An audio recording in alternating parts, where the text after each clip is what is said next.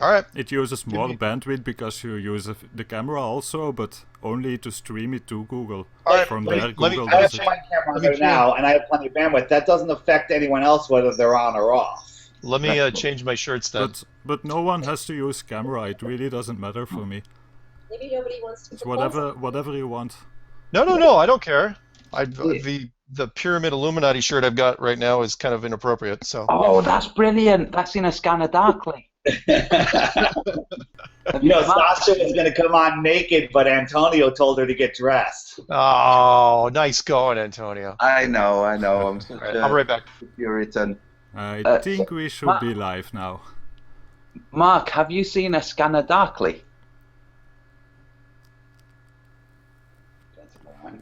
Mark, you're muted. Mark went to take off his Illuminati shirt, and so He should have left it on. He should have left it on. He was kidding. He probably was wearing something inappropriate, like a woman's shirt or something. Yeah. Hey, David. Don't say it.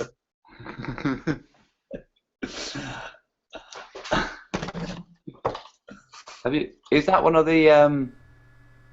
You gotta wait. Everyone knows. They don't. I don't think everybody knows yet. Malaf Cocktail, you're the first one in the chat. I make you moderator. Feel free to ban every troll that joins. What if he is a troll? No, I know him. He's in all the Flat Earth live events. He's a good guy, not a troll. So I have an idea. Since Paige here is new to all of this, and she's not she just basically doesn't really research on her own. I just show her stuff, and so she knows the Earth is flat. Why don't you guys ask her some questions and see how she does defending the flat Earth? Defending? Yeah, be a ball head, you know. I don't know. Just an idea. Oh. It's That's a hard position to put her in. All right, never mind. Skip it. Yeah, why don't she ask questions about the flat Earth? That would be more. Oh, I swear. He knows it's flat. Yeah, it's hard to play devil's advocate when I'm a believer. Well, it's easy to believe that it's not a globe. To believe that it's flat, it's more difficult, I think. There you go, Mark. How you doing? Hey, Mark, let me see your painting. Is it behind you? The one that Zimmerman sent me? Yeah. There you go. Hang on. Why, did you see Patricia's? I saw Patricia's. That's pretty impressive. Yeah. See, there it is. Yeah. Cool. Hers bigger, or was I just seeing an illusion? No, hers was behind her. I don't know, 4 feet behind her. Some fan that sent one to Mark and sent one to Patricia. Patricia, they're both a little different. Very cool. Thank you. Yeah. I've got the poster version of hers as well. This one's the original though. Very cool. Yeah. Oh, okay, Sasha. And she actually hung it and didn't break it. I'm amazed. Yeah. So, Mark has. I sent him one. who made that You sent it a painting? link? That was made by, I think it's Adam Zimmerman. His father's Joel. I can't remember. It's awesome. Yeah, that's cool. And your background also. Oh, my license plate. It's your yeah. license plate, right? Yeah. Yeah, that was fun. I got the license plate. That was easy. That was the easy part. And then a listener. Yeah, my license plate used to be this right there. That's what it used to be. It's dangerous because now the trolls will recognize you on the highway. Let them come. As long as you don't go under a bridge, you'll be okay. I'm on an island. It's not exactly super easy to get to me. But anyway, so a listener I said, hey, could you take the license plate and blow it up? And so she made a 8-foot by 4-foot banner. So wow, nice. I know it's pretty big. So I can go all the way. It's this big. It's that's really awesome. big. It's CGI. It's CGI. like Patricia's Mark's cat. that CGI. The license is there. It looks green screen, honest to It God. does. It does. And then it's like, but I can't, like, I can take this laser pointer and see that little dot behind it. You can't green screen that. It's bad if you need a laser pointer to prove that you're not on a green screen. I know. Welcome to the flat Earth. Yeah. But well, So, in some way it makes sense because we say that NASA uses it all the time, so at least we prove that it's real. Yeah. Maybe we should send an email to NASA to use a laser pointer in the ISS. Hey, actually, that's not bad. They make That's not those. bad. Family now. I mean, because these are super light, so they could take these up to the ISS. They can Way take up lighter than a monkey gorilla suits. suit or a guitar. Exactly. It's flat. You get into flat one, it's flat two. There's or more it's people flat that have done 16. it. Yeah. Hey, did you guys see Jaren's Moonlight video? When do you put it up? I guess today. But basically, he went out, he showed a 5 or 6 degree variation in the moonlight, but then he waited until there was no moon, a new moon, and he did the same thing, and there was very close to the same variation. And he's How do you saying pull that, that off? well, he's saying that it's not. He says that he doesn't know. He says, but he's not leaning towards it being the moonlight being cold. That the air above us is cold or hot, and if you're in the shade, you're insulated from that cold air, or you're insulated from that hot air. To me, that's a very good explanation of what's happening. But he's not showing. He's showing he used the same spots and everything, and it showed the same temperature difference. Oh, but he's using ground. He had a plate on a book on the ground. He used his car, the side of his car, the top of his car. He used the side of the railing, the top of the railing, side of it's in the shade, the top of it's in the moonlight. And even when there was no moonlight, it was warmer, warmer or colder, whatever it was, when you're in the shade at night. So what he's saying is you have a thermal layer, whether it's a cold thermal layer or a hot thermal layer, that's radiating heat or cold on you, and if you put a barrier in between you, like shade during the day, you're cooler, or a barrier in between you, you got that cold, it can't radiate that cold on you, so it's warmer in the shade at night, and that's what he's leaning towards, but again, he's saying, still looking into it, looking for more evidence. That's not bad, but I'm still going with the insanity test where he took those 3 copper plates. One was in shade, one was in moonlight, and one was in magnifying moonlight. And, it went warm, cold, even colder with a magnifying. Again, it wasn't conclusive, but now it's like I want to test it. I tried to magnify moonlight during that super moon. I was magnifying. I didn't have a thermal reader, but I was magnifying it on like the most sensitive part of my hand and stuff. My eyes closed. I couldn't, I thought maybe I'd feel some warm, some cold. You'd feel something. I felt nothing, but that's not very scientific. I was about to say, were you sober? Stop. Stop. We have Orphan here. Welcome. Don't you? Thank you. Sasha. Nice to have you here. Can I be rude and jump in even though I don't really know what you guys have covered so far about the movement? Totally embarrassed myself. We are still trying to figure out what we are doing. Well, I have a thing about the moonlight, and this is something I talked to Mark about, which is, so the sun puts out all spectrum light, and then the story is that the moon reflects that light back to us. And because the moon is absorbing everything but the kind of light on the blue end of the spectrum, and then blue end of the spectrum would be colder light. So I'm just wondering, I don't think it explains all of it, but I'm wondering whether that could be used as an excuse or whether that comes into play at all? That's possibly. Hey, David, the Jaren test that you were just talking about, when it's a new moon, was the moon in the sky, or does he mean new moon as he means it's not even anywhere on the horizon? Meaning, is it just a... Is there, at nighttime, is the new moon ever in the sky? Yes. Yeah, I mean, it's just a black moon.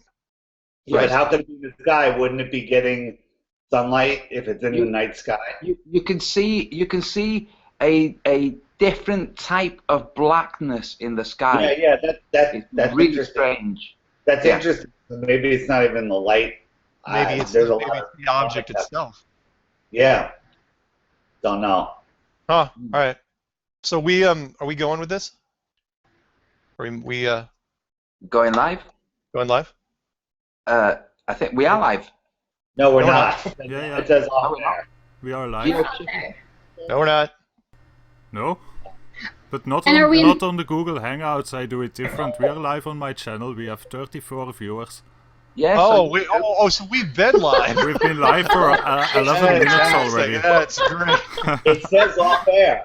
It So says much- off air. Yeah, it says That's that in because- the Hangout, but That's I'm because the streaming. Hangouts, because he's not streaming to YouTube. Yeah, Okay. I'm doing something different, and I have an overlay on the screen now that says stuff about space, aliens, and the Hubble telescope, and also about the Earth and other planets.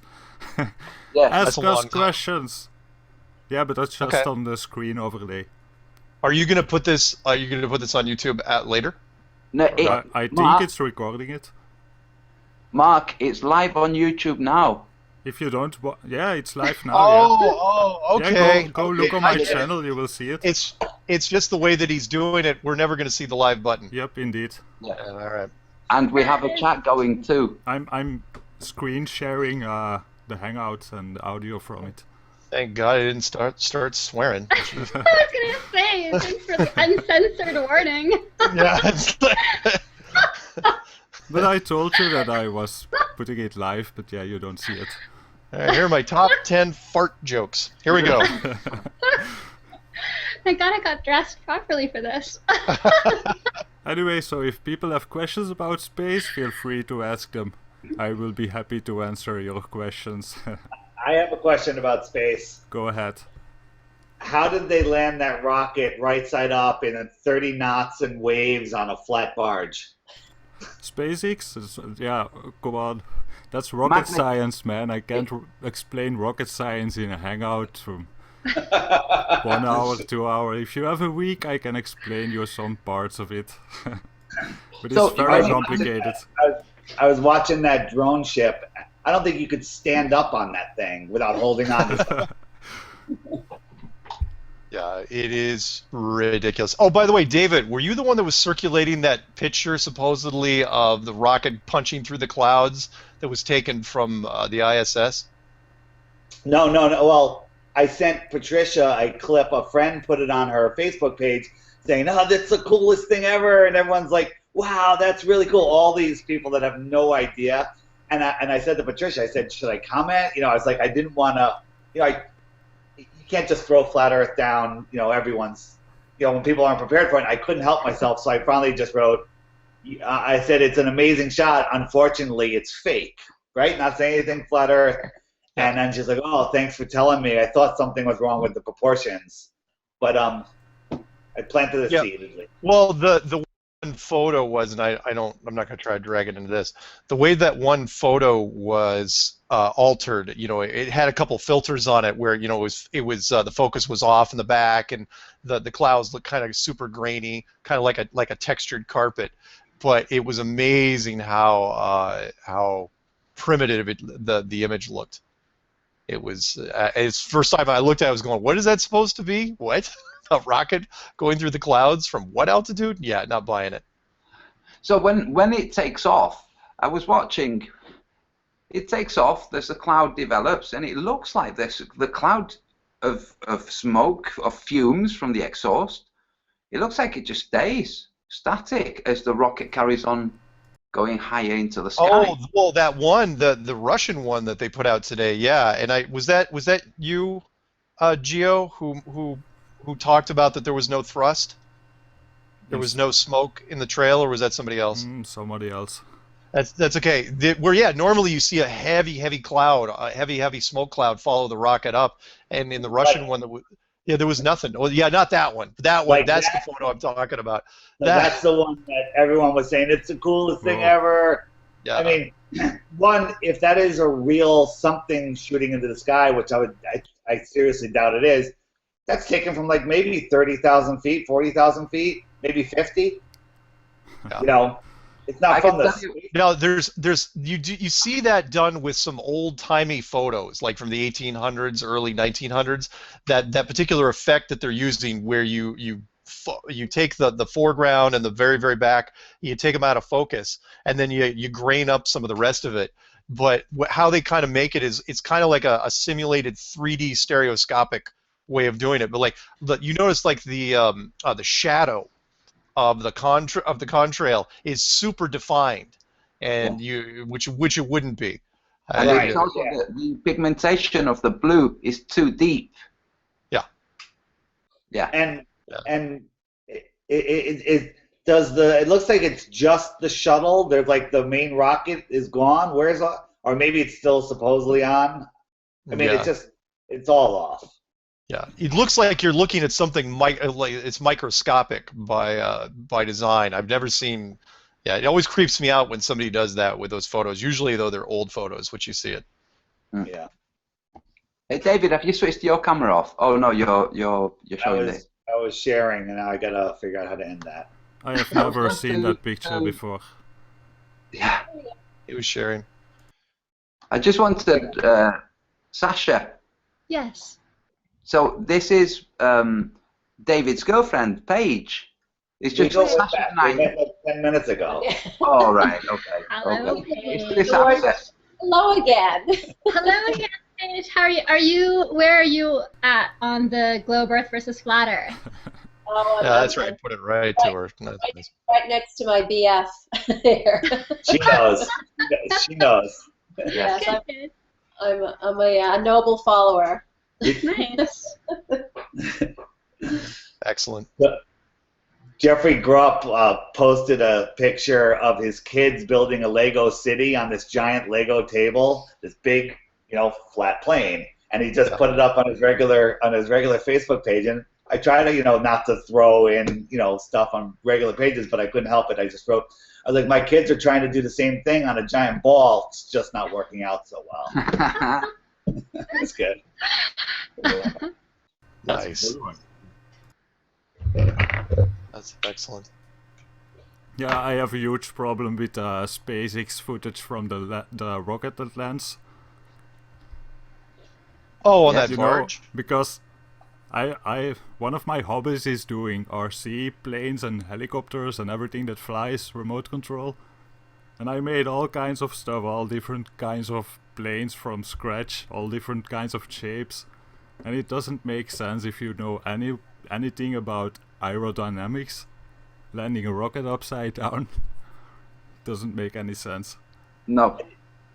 It's the most ridiculous thing ever. I actually sent it to somebody who's not a flat earther yet, and I said, without checking anywhere else, is this a real video from NASA or is it a fake video? And he's like, it's fake. He goes, that's not real. It's obviously fake. Yeah, I don't get it. Because wouldn't it tip over when it starts There you descending go. and slowing Why down? You'd have less thrust, so it would just. It goes Why against would you even every- use rockets? Yeah. You would use parachutes or something that keeps it on the top, or In fact, you would slow it down with parachutes first. Yeah, exactly. And then maybe use something secondary. In fact, it goes against every science fiction movie and everything else we've ever used, which is you always, if you're going to land, something back down, the base has to be wider. It's not going to be top heavy. It just doesn't make any sense that you would try to compensate by using the same exact rocket, the same traditional rocket. Do you know what I think they're doing? Okay, No. they, in inverted commas, with the Pentagon strike, there was actually somebody who went on TV who said that they watched the plane go in through the door and the wings folded back. Do any of you remember that? That's the official story, but Yes. that person was lying. Yes, absolutely, because the wings will have been traveling at 500 miles an hour in one direction and in an instant 500 miles an hour back. So it's just completely impossible. But that story was just basically laughing at people's lack of intelligence. And I think that's what they're doing with this. They're just laughing at people's lack of intelligence. that I agree. Am I presenting? Can you guys see this? Yes. Yeah. Yes. Yeah, I see it. I mean, it's with these people. Now, do they really have people there that are watching a big screen clapping, or is that just all people in it and green screen? I bet if you took the time, there's No, probably that part is real, I think. people. You know how the Earth is, the clouds are repeated. Oh, in the photograph. She's saying that it's green probably, screen. It's probably green screen. I mean, you can probably, if you study it, probably see a repeat of certain people during maybe certain things. How is that? I mean, look how windy it is too. That's blowing like 30 knots out there. Yeah. You couldn't even stand up on that thing. It would how tip far, over. How far offshore is that supposed to be? Yep. And let me throw another one in there. Why are they landing on a barge nowadays when all the human capsules are landing on dirt somewhere in Russia? Why do we even do sea stuff anymore if it's perfectly safe to land on hard dirt now? I guess the reason is because they don't want anybody near it. Exactly. Yeah. And why do they need blankets while they are wearing a spacesuit? Yeah, when they come out, they wrap them in blankets, but meanwhile, the spacesuit works perfectly fine in space. Yep. Well, who was the girl who did the video about the zippers? Yeah, I remember seeing that one, yeah. But I don't remember who made it. So she was saying how the astronaut suits have zippers. Now I was thinking if the zippers are very well made, maybe with the water pressure that would work in their swimming pool, but that just wouldn't work in a vacuum, which is the point that she was making. I think was quite right. Yep, Yeah. that's the older suits, yeah. That would never work in a vacuum, a zipper. So is there a resistance forming where we can find someone to represent the flat earthers and get a legitimate satellite or rocket into space and take a legitimate picture of the Earth so that, I mean, without getting shot down or getting killed in the process? I mean, that seems to be, the only thing that's going to really sway people to the truth is proof. Well, it looks like the highest that it's possible to go is about 85 miles. Yeah. Mm-hmm. It looks That's like that's the limit of height. Somebody sent a rocket up to get the world rocket for the world record for the highest ever private rocket launch, and it just stops. It's traveling up and it just suddenly stops. And to get something high enough to be able to properly establish that there's South America and there's Africa, I don't think it's possible to get that high up. I don't think you'll be able to capture that. Because there's this dome over us, as is suspected, or is it because that at that level the missiles take it out, or the bays take it out? It's some force of some type, some energy, some barrier, whether that's energetic barrier or I don't know. If you Go ahead, Mark. No, go ahead. Okay, so I think even if you did manage to get a rocket up there and not have authorities shoot it down, I don't think that it would work as proof, because people don't believe because they see the one clip from NASA. People believe because there's this whole structure around it and they've been taught. It's a religious belief. So if you were to do that and put it online and say, look, the flat earthers got money together, they sent this rocket and they show a flat earth, people would just say CGI, because it doesn't matter if you come up with one convincing proof. People will just discount it in the same way that people continue to believe that that rocket just landed vertically from where it took off. It's that same kind of thinking. People are just going along with their religious belief in science and in rocket space. So there's no point in spending, I think, the money and the resources to try to get a rocket into space that'll get shot down, because I don't think it'll be convincing to people who don't want to buy into an alternative theory. I think. What do you guys think would be? What could NASA do to prove it to us? To prove that it's flat to us? No, to prove that they're up in space. They're Forget trying. that the Earth isn't a ball. Just prove that they're in space. They're trying. They have any interest in doing that? Why would they? Did anybody happen to see the UFO Congress about a year ago, where they got some old congressmen, and all these people are going to go get the Congress to admit there was UFOs. And I mean, they got 50 years worth of research and 40 people that are reputable, and they got laughed out of Washington. What do you think would happen to us? Conk, what is wrong with you? Your NADA logo is not behind you. You need to promote NADA, man. Yes. Your NADA logo. You look like thingy there. You look like a scientist today. That's good.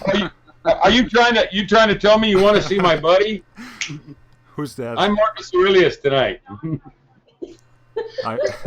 David, just in response to David's question, I think for NASA to prove it to me, they'd have to show me the physics and the math for all the other facts or theories that rely on a globe Earth. So for me, it wouldn't be enough for NASA to show me a video that's convincing.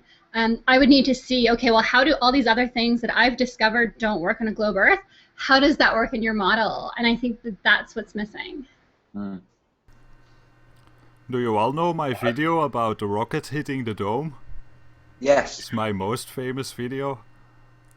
Yeah. Was that the one shot up in Arizona?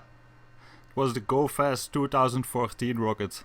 They claim it's the rocket that reached the highest altitude, or the amateur rocket that reached the highest altitude ever. It was around 70 miles. Yes.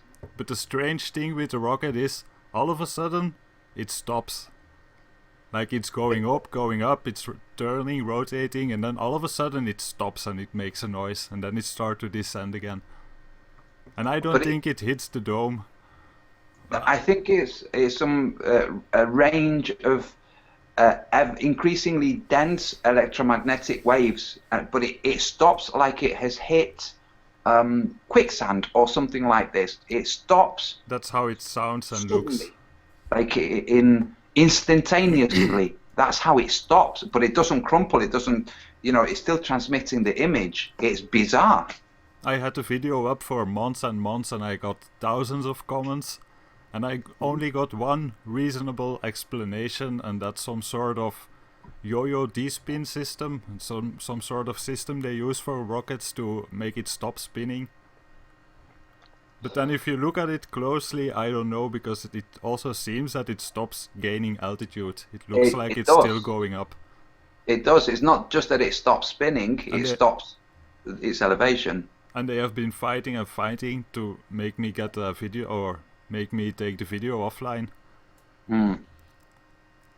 It's suspicious. Yes.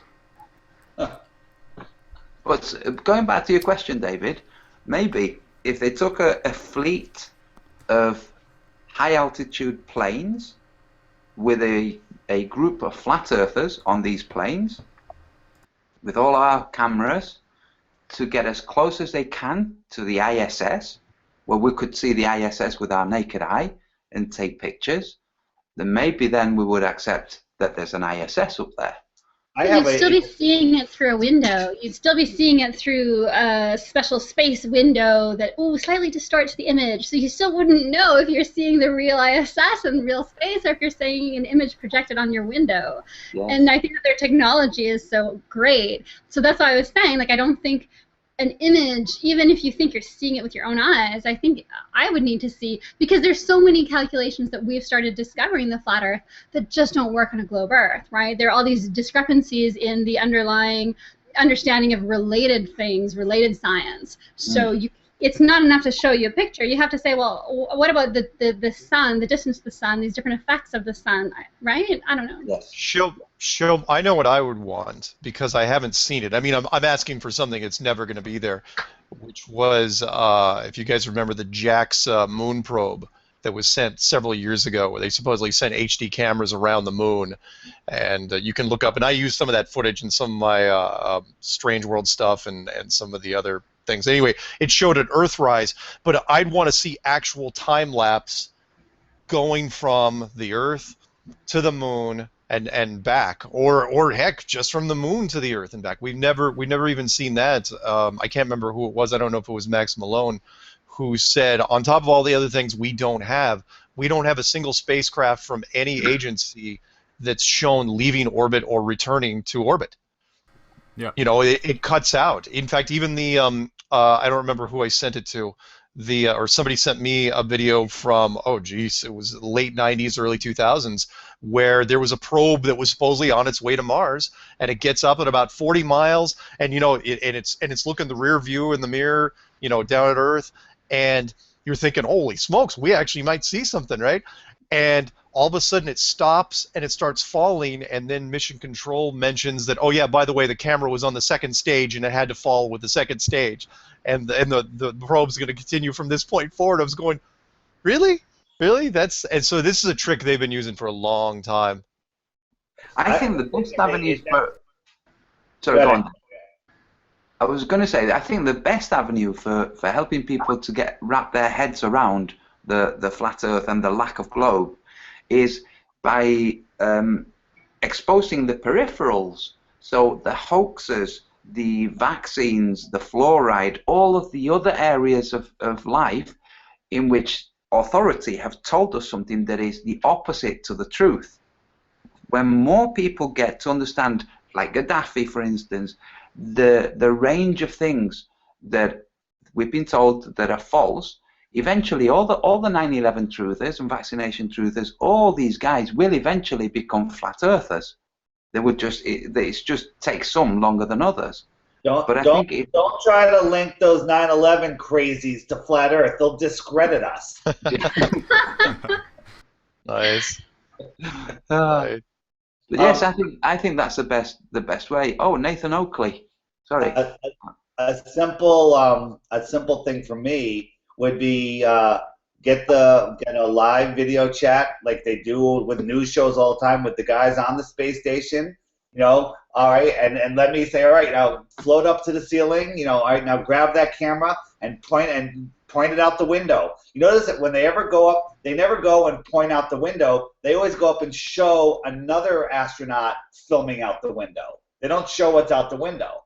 Yeah. So go, you know, do a 360, turn around, let me see the fourth wall, you know.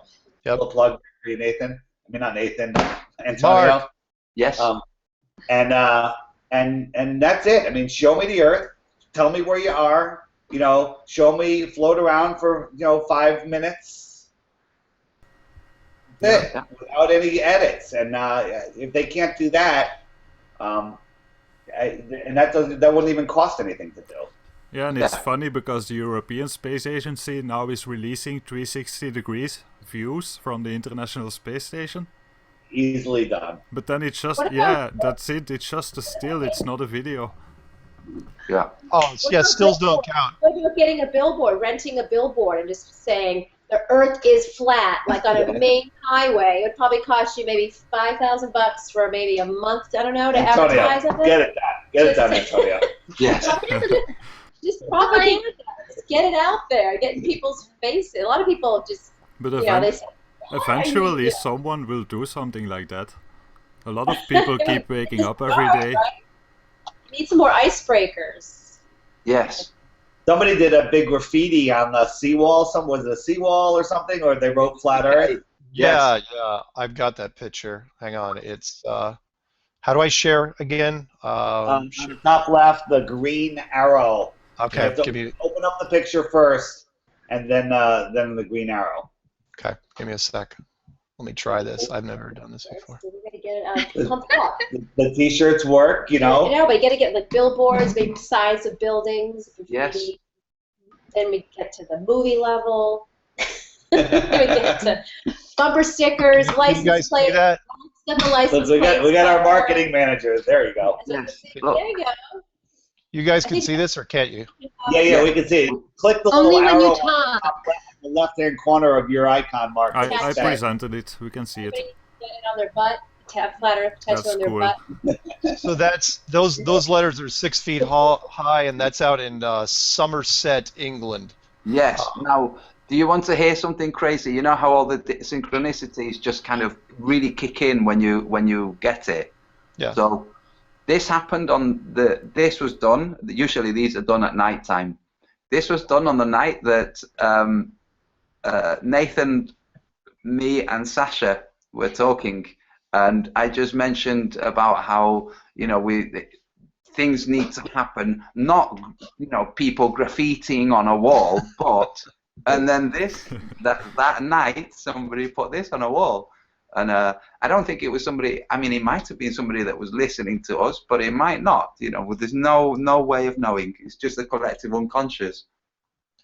Yeah, I'd love to know who did it. Yeah. I wonder if we know them. Of course, they can't come out publicly necessarily and say it, but No. still. Do you know in the UK, you can burgle 3 houses and be caught for all 3. If you burgle a 4th house, you then go to jail for 12 weeks. You're let go 3 times. Okay? How does that work? Now, if you're caught once graffiti, you don't even go to court. You are sent away for 12 weeks. Huh. Once caught graffitiing, that's it. Jail for 12 weeks. Wow. Whoa. Yeah. So the writing on the wall. One thing I think is interesting is that I think the people that are in the Flat Earth movement now, people like us, we're people that are very persuaded by truth. And so we want proof, we want to be able to examine it and think about it, and we actually use critical thinking skills. I don't think we're representative of the majority of human beings. And so I think that the people that we're trying to convince, they don't care about facts and figures and proof, because that's not what sways them. They care about what everybody else around them believes. They care about what they're told to believe, not even what they're told to think is true, just believe is true. And so I think that we're going to be maybe missing an opportunity if we tackle this by trying to present arguments and rational reasoning. That's not what convinces people. If you've ever argued with someone who's from a different political stance than you are, you know that it doesn't matter what rational arguments you bring. They're just so solidly in their own religious kind of belief about their political position. And so I think with the Flat Earth, we're trying to convince people like us, but those people are already kind of joining the movement. If you want this to explode and get really big, you need to start thinking about your target audience. These are, I don't want to use the word sheeple, but these are people that are persuaded by different things than we're persuaded by. So that's why Antonio and Nathan and I talked about propaganda in Nathan's Fourth Wall Mechanics YouTube video, because that's what it takes. It takes the persuasion of belief. That's my input. Yes. So, Sasha, you shared on Facebook a lovely, sexy bum with some information about the doctors who have been found murdered after exposing the cancer link to vaccines. Yeah, and I'd like to talk about that because I was wrong in our conversation. So I shared the image to show how and why I was wrong. Yes. We talked about using propaganda that we see the globalists use that work, right? And they use sexy images and people just buy into that. But we can't destroy our own integrity and still expect to have integrity as a movement. So everyone is sharing this meme of vaccination, pretending that somehow that's getting the anti-vaccination message out, and it's just a woman being presented as a sex object to be taken from behind, and that doesn't help us to show women as sex objects that are just there for your pleasure, for your taking, that she's not even a human being, she's not a person, she's just a thing that you can own. What? Speak for yourself. No, Good but woman. Us, we. Sasha, what you're saying is really valid. So how about using, like I commented, chocolate or ice cream? The main thing is to get the idea out, because what happens down the road is somebody will be in a cafe or eavesdropping on somebody else talking about vaccines and cancer, and they will not remember that they saw a picture of a cupcake with lovely frosting and information about it. They will not remember that. They will just remember that they read about it somewhere, and they might even join in on the conversation. That's why the propaganda is used with the sex. People pay up the attention to the sexiness. That's where they're focused, but the information goes in anyway. So it doesn't have to be sex. It can be chocolate, ice cream, puppies, rainbows, beautiful sunsets, anything that draws the spectator. The information goes in anyway. So I say, let's do that.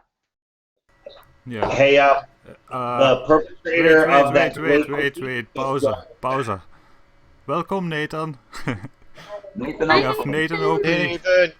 How you doing? Welcome to my Nathan. space show. yeah, Space show, huh? my partner in crime. Nathan, we voted, and we think it's you that did the flat Earth on the seawall, the big white flat Earth. It was me. We're pretty sure. No, it's too far away. Definitely me. Antonio already took blame. How you doing, Nathan? Yeah, not bad. Pretty tired. Your volume's pretty low. Pretty low. I'll get a bit closer. It's because I'm on my rubbishy phone, because it's a bit impromptu. Is that better? Yeah. Yep. All I can do is get closer. So here's the whole panel. David's here with his girlfriend, who's also a flat earther. Hello, David's girlfriend, who's Oh. just left. Strange. What happened there? Oh, They will probably reconnect. I caught the tail end of that last conversation. I heard the word sex and suddenly my ears pricked, of course. What were you talking about? I don't. you know, on the mechanics of the fourth wall, we for at one stage. Hey, David. She was shy. I was like, you hit the wrong button. That was No. I was just telling Nathan is married to a beautiful young woman who's a globalist, and I was just saying to Nathan, here's David with his girlfriend. She's a flat earther. You know, it's just Okay. It took a little MK Ultra and a little scopolamine, but I got her.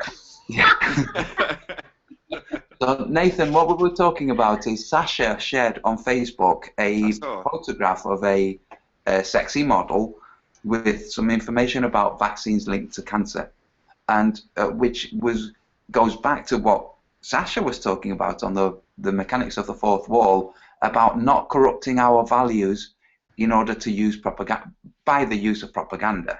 That was what her point was. Antonio, when you say that I shared the picture on the wall, can you please add the qualifier?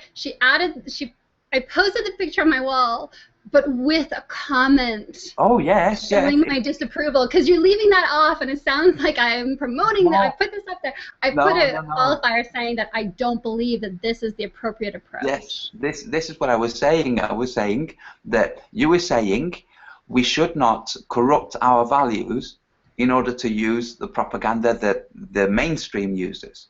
That's what I was saying. That's what your comment basically does. It's only so low we should sink, and that's a bit too far. I mean, I saw the post and read what Sasha put, or read what you put, Sasha, and yeah, it's sinking too far. You know, just putting a woman's bum with a thong just to promote something, doesn't matter what, if it's good or bad, it's just sinking too low. It's too much. It's the objectification of women in its truest form.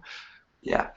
So what I was saying is we can use cupcakes, puppies, rainbows, beautiful sunsets, beautiful panoramas, anything that draws the spectator, anything at all, because the wording, they will read the wording. At some point later on, they will overhear somebody talking about this thing that they read on a post. They haven't associated a memory to it. All that they will think is, I read about that somewhere, and it might then it will have the knock-on effect. All we need to do is posit ideas in the consciousness of people. It can be the unconscious, but it's still posited, and the more people, eventually it makes its way to the fore. And this is how propaganda works. First, the Jews were the best people, and then the Jews were the worst people, and things like this. It's always been the same way. It's through a drip feed action. Do we draw the same line? I mean, I remember on that show you said something like, if you think the globe is great, wait till you get hold of the flat Earth. In other words, it was sort of play on words. Yes. Is that a step too far? No, that's a jokey way of doing it. You see, you can joke, and joking, you can get away with so much as long as the joke works. So the point is, with that statement, if you think the globe is sexy, you're laughing at people's idea of sexiness. They will read sexy, and later on they might think, hold on, who said the globe was sexy? But you've put the idea of the flat earth there. So really, you're poking fun at how easily manipulated they are by the word sexy. That's the joke. The joke is on them. May I have 30 seconds? Yes. 30 seconds, please. Go ahead, yeah. Kong has an important message, probably. Okay. Now, our competition, which is NASA, not to point this out, but if you remember I Dream of Jeannie, they sold NASA, they sold spaceships, and they sold the pussy, okay? You got to have the good-looking girl. Same way with Bewitched. They sold this witchcraft. Yeah, she's hot, Elizabeth Montgomery. They didn't have a picture of an apple saying, oh, be a witch, so you're not an apple. No, they had a beautiful woman because it works. It's nice to talk about different things, but for 5,000 years, it's worked. That's all. There are So other things that work.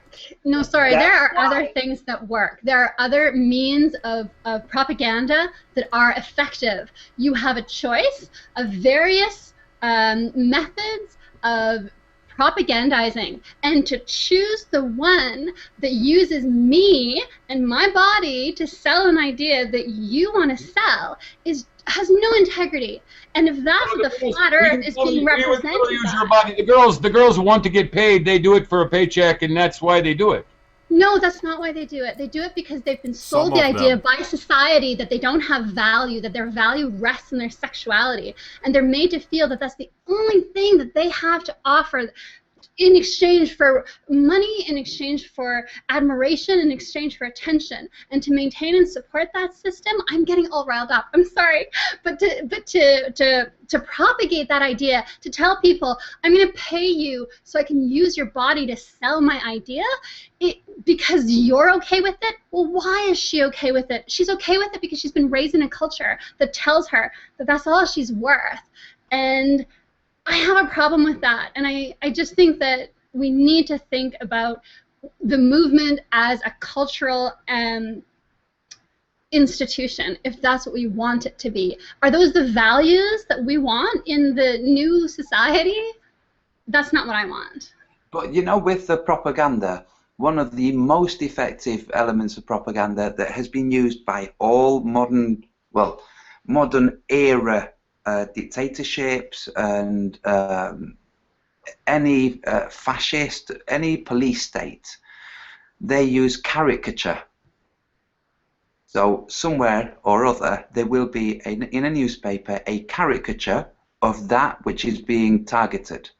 So with the Charlie Hebdo, it was the Muhammad with a bomb, and the caricatures are one of the most effective. They were used against the Jews in Germany and in various different places. It's been used against the Jews as a counter propaganda by Jews.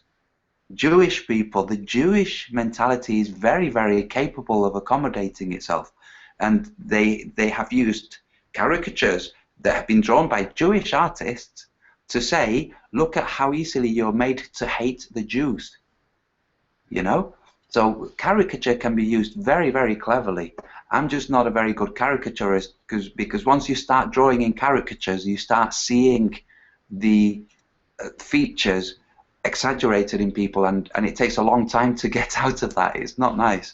So, but if anybody knows any characters, Sasha, a quick question.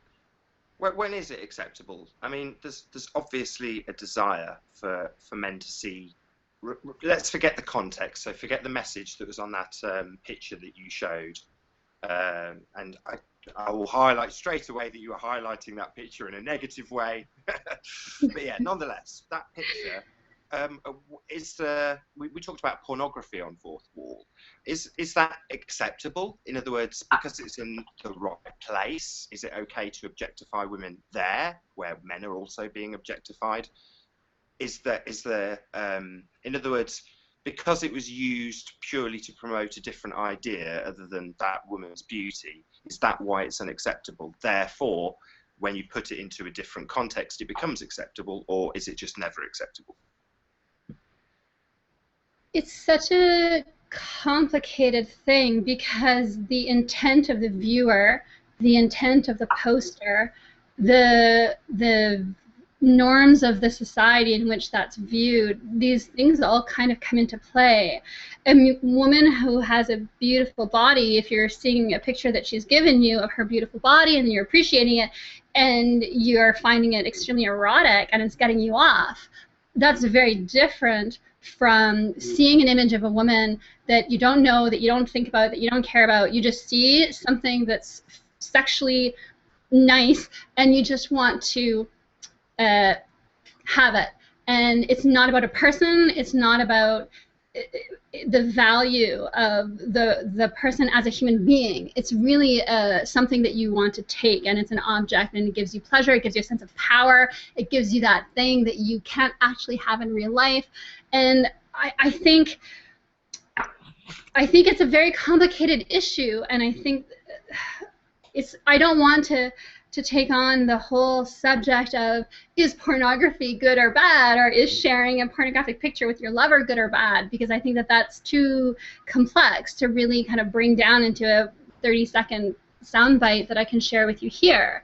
But I think that to dismiss all of that, to try to just say, let's not worry about it, this works and let's use it, I think that's problematic. There's a problem also with your stance, which is if you, let's say you became queen of the world and you made that kind of image unacceptable, we would arrive at a Muslim type dress code. But I'm not saying that I'm not trying to control to that level. And this is why I said that there's intent. When I go to the grocery store, if I'm wearing this and I'm showing cleavage and people make rude comments, then I accept my responsibility in that.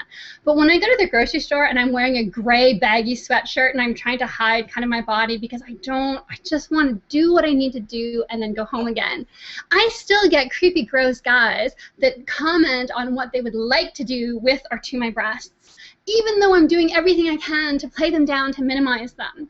And so that's a part of that culture. And so, and it's this idea that they think that that's okay. And so it's not about saying it's never okay to show your body. I like feeling attractive, and I like that people are nicer to me when I'm more attractive, so then I want to kind of live in that nicer world. But it's really hard to put all that responsibility on me to know where the line is. Something that you think is sexually attractive and nice, and then you think, oh, you look nice today, Sasha. Another man will actually call me whore as I walk down the street because I'm wearing that. And then another man will look at me and say, you're frigid and you're uptight and you think you're an elitist because you're wearing your little blouse all tied up to your collar.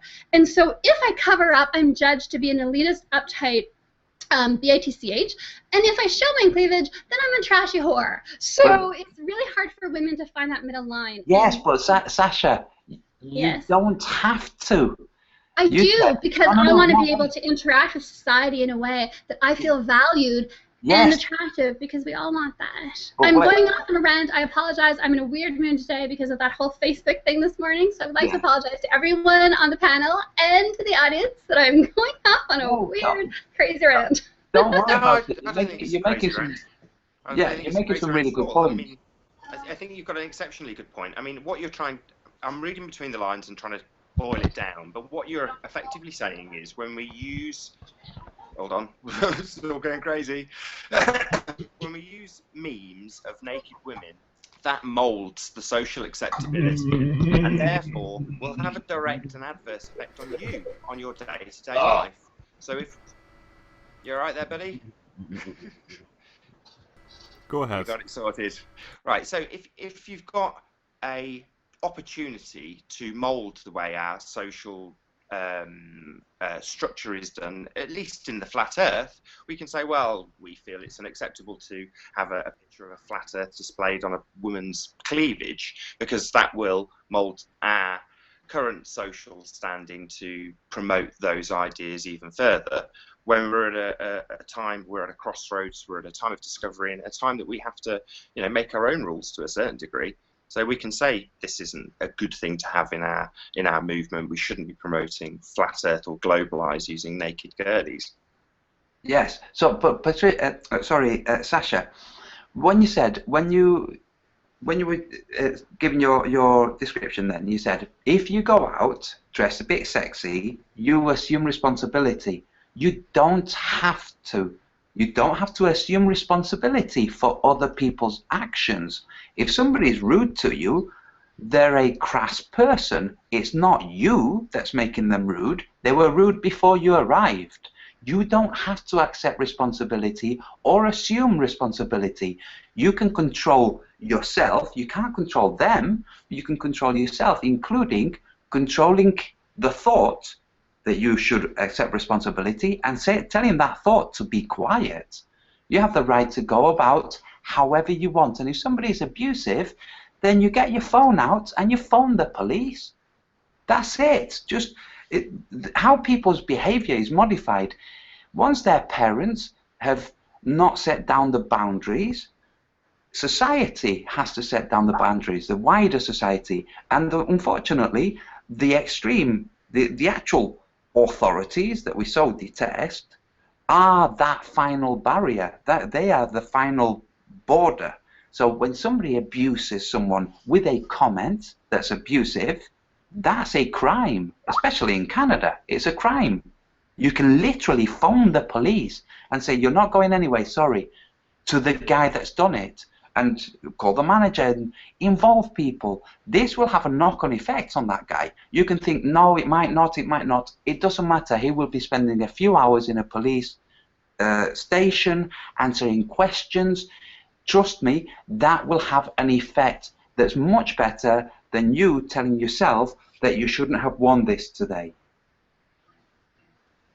I don't know. I think it's confusing. I think it's, as a woman, I'm getting different messages, and it's really confusing. I'd love to hear what Paige has to say. I have a question. How come you can say whore, but you can't say bitch? You can.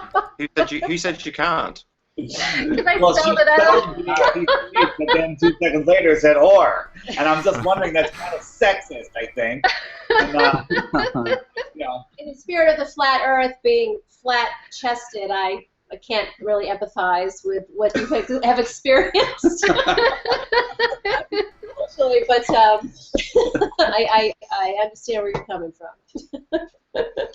I'm right there with Antonio that, people have bad attitudes and are miserable, and if you react to them and become miserable or nasty back, you've just become just like them. They have a bad attitude, that's their problem. Don't make it your problem.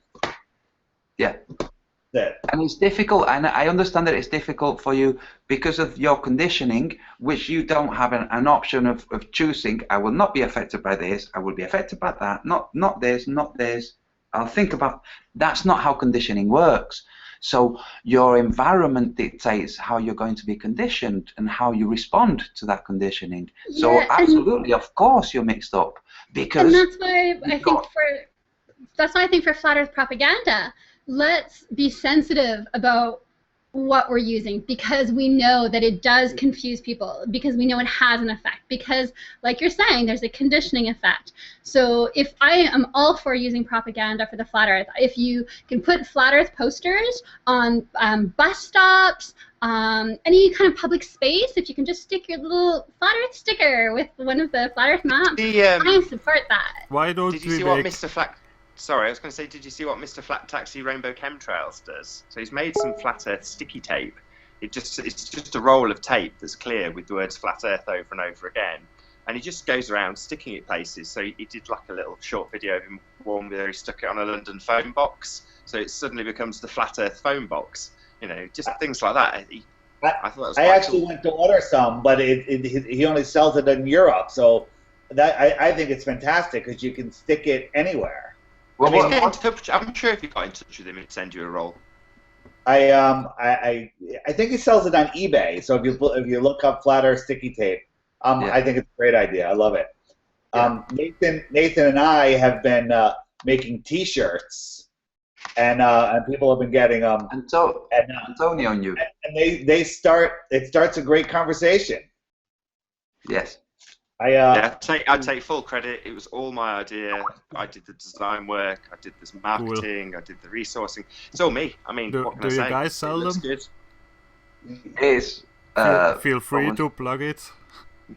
No, and you know what? It's not about. It's about getting T-shirts cheap. You know, make your own T-shirt. But if you make one T-shirt, it costs you like $40. But if you do it on the Teespring, TEESPRING, the more people that buy them, they wait till a certain number are ordered and then they print them. So this is the latest one, and I love it. Like, I wear my NASA fake station shirt. It's great. People, it starts a great conversation, and then you just plant a little seed, and they come back a couple days later to like, I was looking into this, and I'm like, good luck, and Cool. it's fantastic. It's so much fun. Aren't there parts of the world that have kind of always known this or always subscribed to this? Because until I think Christopher Columbus came along and said, "No, the Earth is round. You're not going to fall off the edge. I've sailed it. It's round." I mean, the Mayans, the Peruvians, the people who've been around for a long time and worshiping the right things and knowing what's going on. Are they just sort of like, yeah, you guys, we know this. Welcome to the club. Or is it still kind of an awakening all around? We're very West centric. We assume that the rest of the world functions as we function. That we have propaganda dictated by the state and various different things. There are countries out there that have known all along that it's flat. The Phuket word. Hang on, Gio. I think I'm still presenting. Can you unpresent me? Yep. Okay, go ahead. Sorry, Antonio. So there's a guy called Phuket World who's in Thailand, and he mentioned that when he told his wife about the flat Earth, she said, "Yes, everybody knows." True. Yeah. So that's Thailand. Interesting. Yeah, something interesting came up on one of I think it was John Le Bon's comments, and it was about Africa. And I had to point out that Africans still get. My dad was a teacher in Africa, so they certainly get Western teachings. But I remember maybe 10 or 15 years ago, there was a big campaign to get them clockwork radios, and the propaganda surrounding it was to try and stop or stem the spread of AIDS. So we need to get the news to them. But you think, well, getting a radio to them is just the same principle. It's just getting propaganda to them. And wind up means that they can all have it. I think that we should make a fake space agency, make a website, make pictures, videos. If you're good at faking space, we can hire you. You can make pictures for us. We could probably do a way better job than NASA's doing. Yeah, I have a surprise for Conk. If Conk is still here, Yeah? he made the perfect logo already. He invented nada, which means nothing. Yes. Because if you do a thing like that, a lot of people would help. It gets in the search results. If people start to look for space, the more stuff you put out, the more keywords you will list, the more people will bump into it. And it's not flat earthers you reach with stuff like that. And do you know what else nada means? Yeah, it means nothing. Yes, but it means two things. It's one of the few Spanish words that has more than one meaning. It means nothing, as in nothingness. It also means swim, the command to swim. Sorry, Conk, I'm presenting now. I'm not paying much attention. You see the NADA logo behind him? Yes. Come on, show us. Yeah, see? It's awesome, right? So we have a logo already. SpaceX. Is Mark listening in? Because Mark might know if there's like other countries. Yeah, I that don't are hear just Mark flat earth. anymore. No. That I like the NADA idea. By the way, creating a fake space agency. That's awesome. Yeah, and we have so many flat earthers right now. Everyone is connecting on Facebook. Everyone knows everyone. I'm sure that tons of people everyone can use Photoshop these days, you know. It could. Yes, these are dating outfits. They're for dating, not for space. There's no such thing as space. Everybody knows that. Yeah, I just want to announce to you guys, next winter, I am going to trek all the way across Antarctica, and I'm going to document it the entire way. It's going to be phenomenal. It's going to be easy, and I'm never going to leave my backyard to do it. You have a down vest. What What's is that? You have a goose down vest. You better take one. That's all I need. Goose down vest, some water, a tent so I can take some pictures of myself inside the tent. And I'll just stand out in the snow, take another picture of myself, and I'll show you my compass. Oh, I get it. I get it. I mean, they can do a much better job than the crap one that the guy that supposedly died when he was almost there, but now he's dead. Yeah. I can make a ceremonial South Pole. Kind of like all the rich guys that shoot rockets up in the air for a couple of years. They're going to take people up for $100,000 a pop, but all of a sudden you don't hear nothing for a long time. Then there's a new guy going to do the same thing, and then guess what? Oh, he's kind of going by the wayside too. So now we got a bunch of guys with nickels in their pockets talking about building a rocket. Yeah, many of those companies showed up in the last 10 years. Like the Mars One mission, people could sign up to go to Mars, pay like $50, and then 100,000 people sign up, and then you hear nothing anymore about it. Yes. I'm sorry, I walked into the wrong place. I thought I was in a flat Earth meeting. I did not know it was. No, it's about space. It's still about space. Don't worry, you can stay. Yeah, we had a mission. I feel like she touched my mind inappropriately. Yeah, I was going to say we had the Beagle, didn't we, that we sent over to Mars, and it crash landed there, and that was the end of that. But that's space agencies. Now you have companies that show up out of nowhere. I made a video about the Mars One mission, and I looked into that company. It was like 1 year old when they started the mission. It's a totally new company, and it's run by 4 guys. And they take millions in money for promise. They promise something that is 10 years in the future. They take millions in profits, and then you hear nothing anymore about them.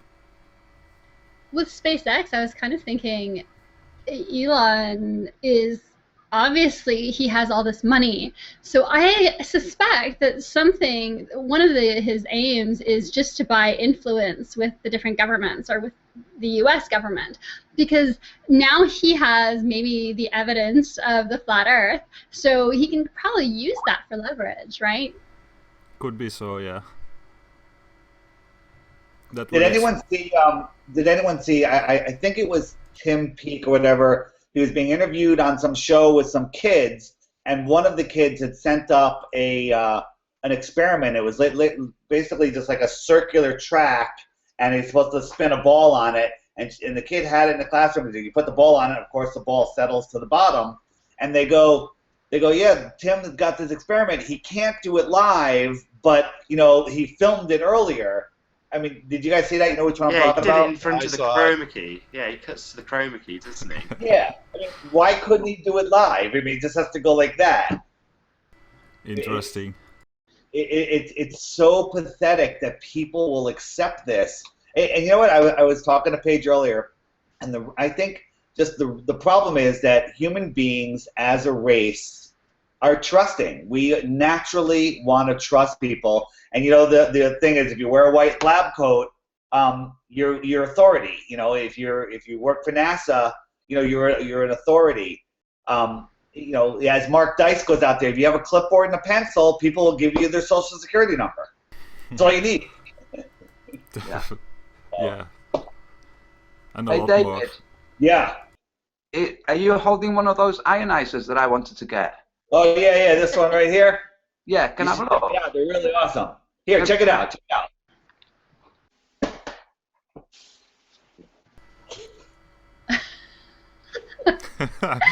That's really cool. Yeah. Can I keep it? You need to talk Yeah, also. I never get tired of that. Never gets old. I need to work on it. I need to pull it down like Yeah, this. there you go. Yeah, that's much better. You're a little slow. You gotta get the pass. All right, enough of that. Cool. I mean, in Skype you can see it in 2 windows at the same time. It's Mm. difficult in the Hangouts. Yeah. So I think Bob from Globebusters is in the chat, or at least he's watching. I just wanted to say, hey Bob, how are you doing? Cool. Hey, Bob. If anyone wants to join, just ask me in the chat. And the moderators are doing an awesome job because I don't see any trolls, which is pretty weird. Yeah. It's Malaf Cocktail. Yeah, I made a bunch of people moderator. But I also don't see bans, so I don't think the trolls showed up today. Which is sad. Stock Jockey is asking if that was CGI that we just did. I don't trust it. It's in my own Hangout and I don't trust it, so it probably is. Hey, I have a surprise for all of you. This week I'm doing a video, a special video. So it will be ready soon. But I mean a special video. An expensive video. Antonio, give me my thing back. Okay. Give me my thing back. I need it back. Okay. Pass it to me. Give it to me. I need it now. Thank you. Yeah. Thank you. There you go. A little too soon. All right. We're done. We're done. That's the last time, everybody. Thank you. We'll be here all night.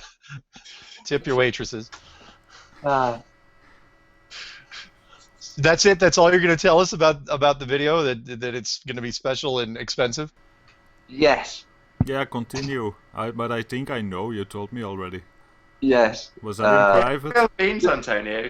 Maybe give us a bit more. Whet our appetite a little bit more than that. Come on. Okay. This week I will be going to the moon. Huh? Awesome. So yeah.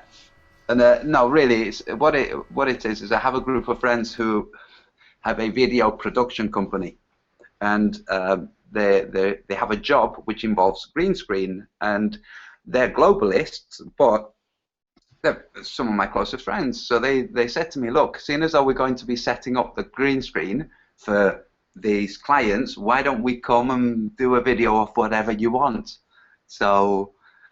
And it's free, you know. I just want to put it out there for all the people who think that we are all making a fortune from the flat Earth, for all of those people, so that they'll think, look at how much money they're making. That must have cost a fortune. But also, it'll show, you know, that NASA can do it on the cheap. You know, it doesn't have to cost billions of dollars to actually produce it. I will be wearing this. I won't be in a spacesuit, you know. So yeah, that saved you a few quid. Mm-hmm. You can use a tinfoil hat. Yes. Oh, yes, I will. For the radiation. Yeah, indeed. Yeah. So, we're also going to do some bloopers for the end of the video.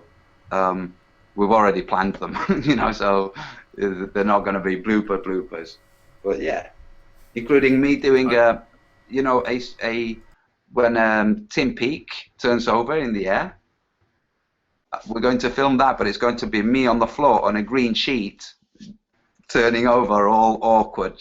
But I don't want to say any more. Yeah. You know, Is there any new flat Earth news, Mark? You're normally got your finger on the flat Earth pulse. What's new? I don't know what to tell you at the moment. I just uploaded my last interview with another podcast, and I scour it every day. Today's not too interesting. What was the video?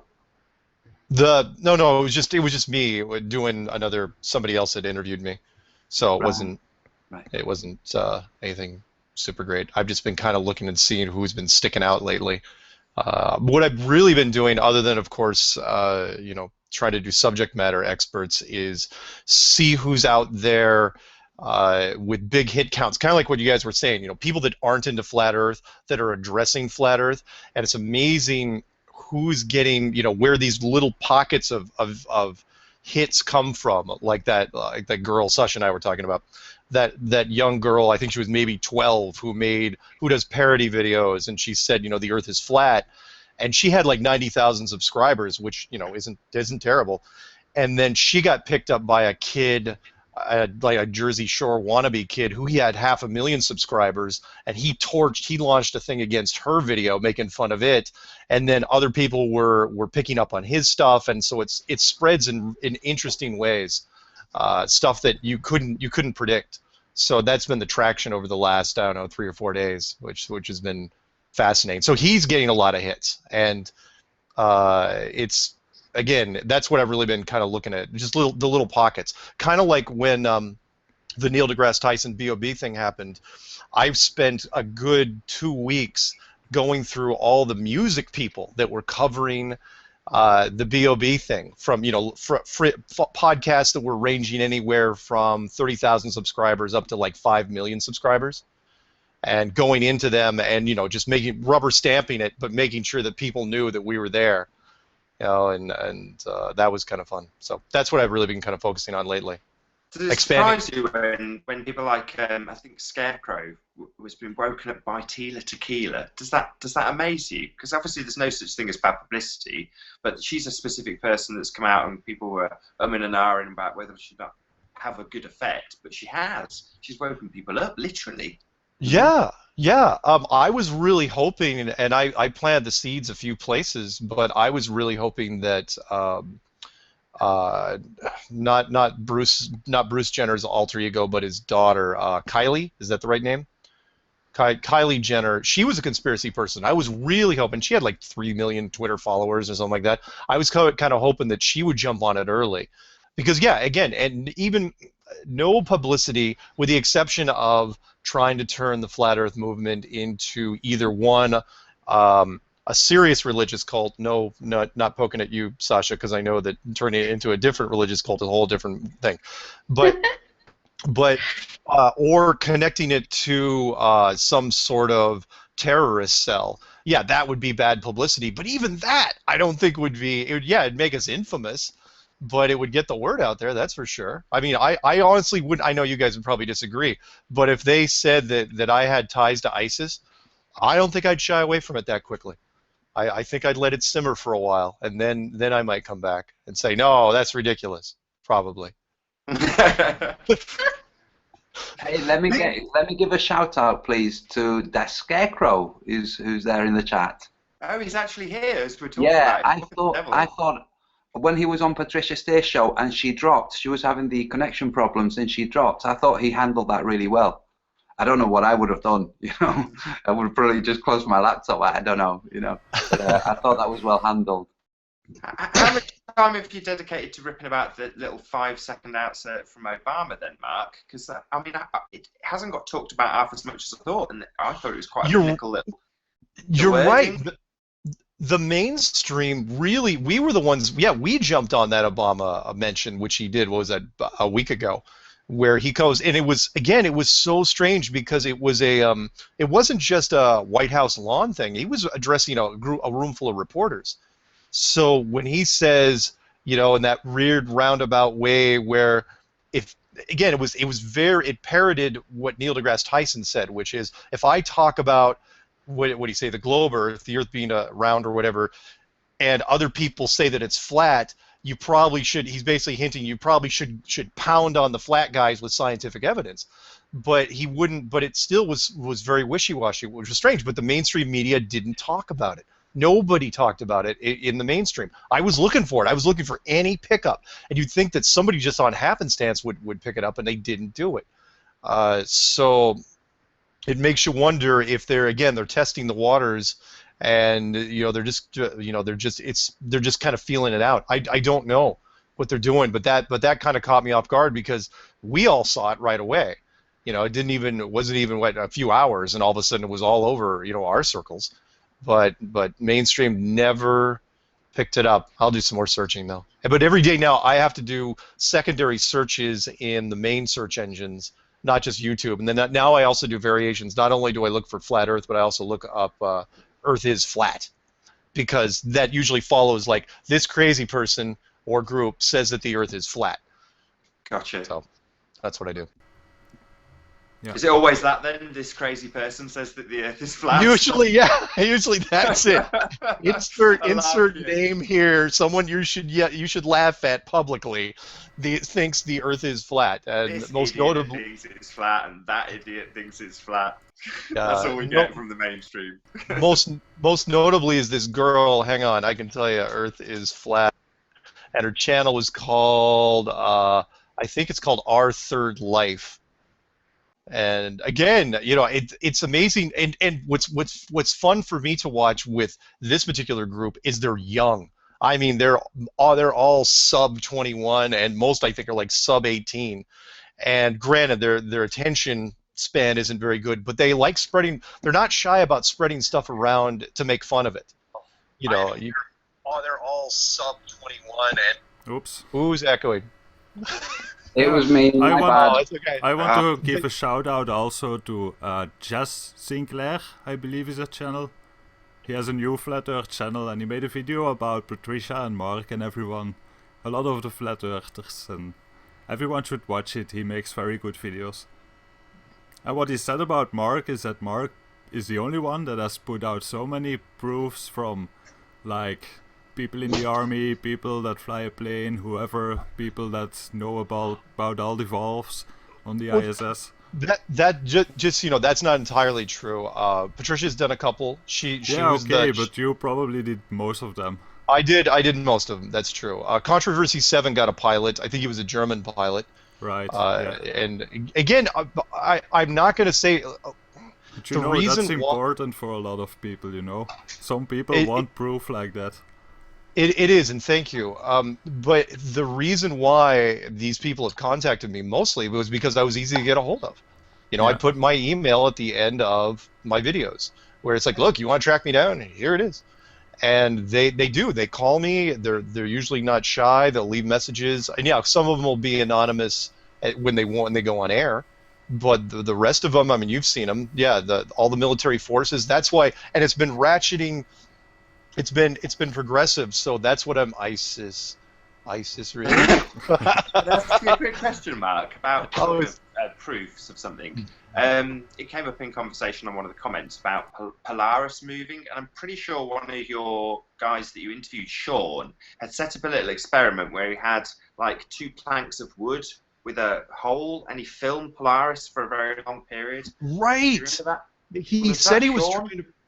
Yeah, Sean McCrary. He was literally the first testimony subject matter expert that I got from the United States Navy. He was the missile instructor, the guy that did the very clever thing. So to validate, I loved what Sean did, where not only did he come out and talk about it, but he just to verify himself, he filmed himself flying to his ship, via helicopter, and then filmed himself in a Sparrow missile training room, which I've never even seen before. I don't think most people have seen what the inside of a.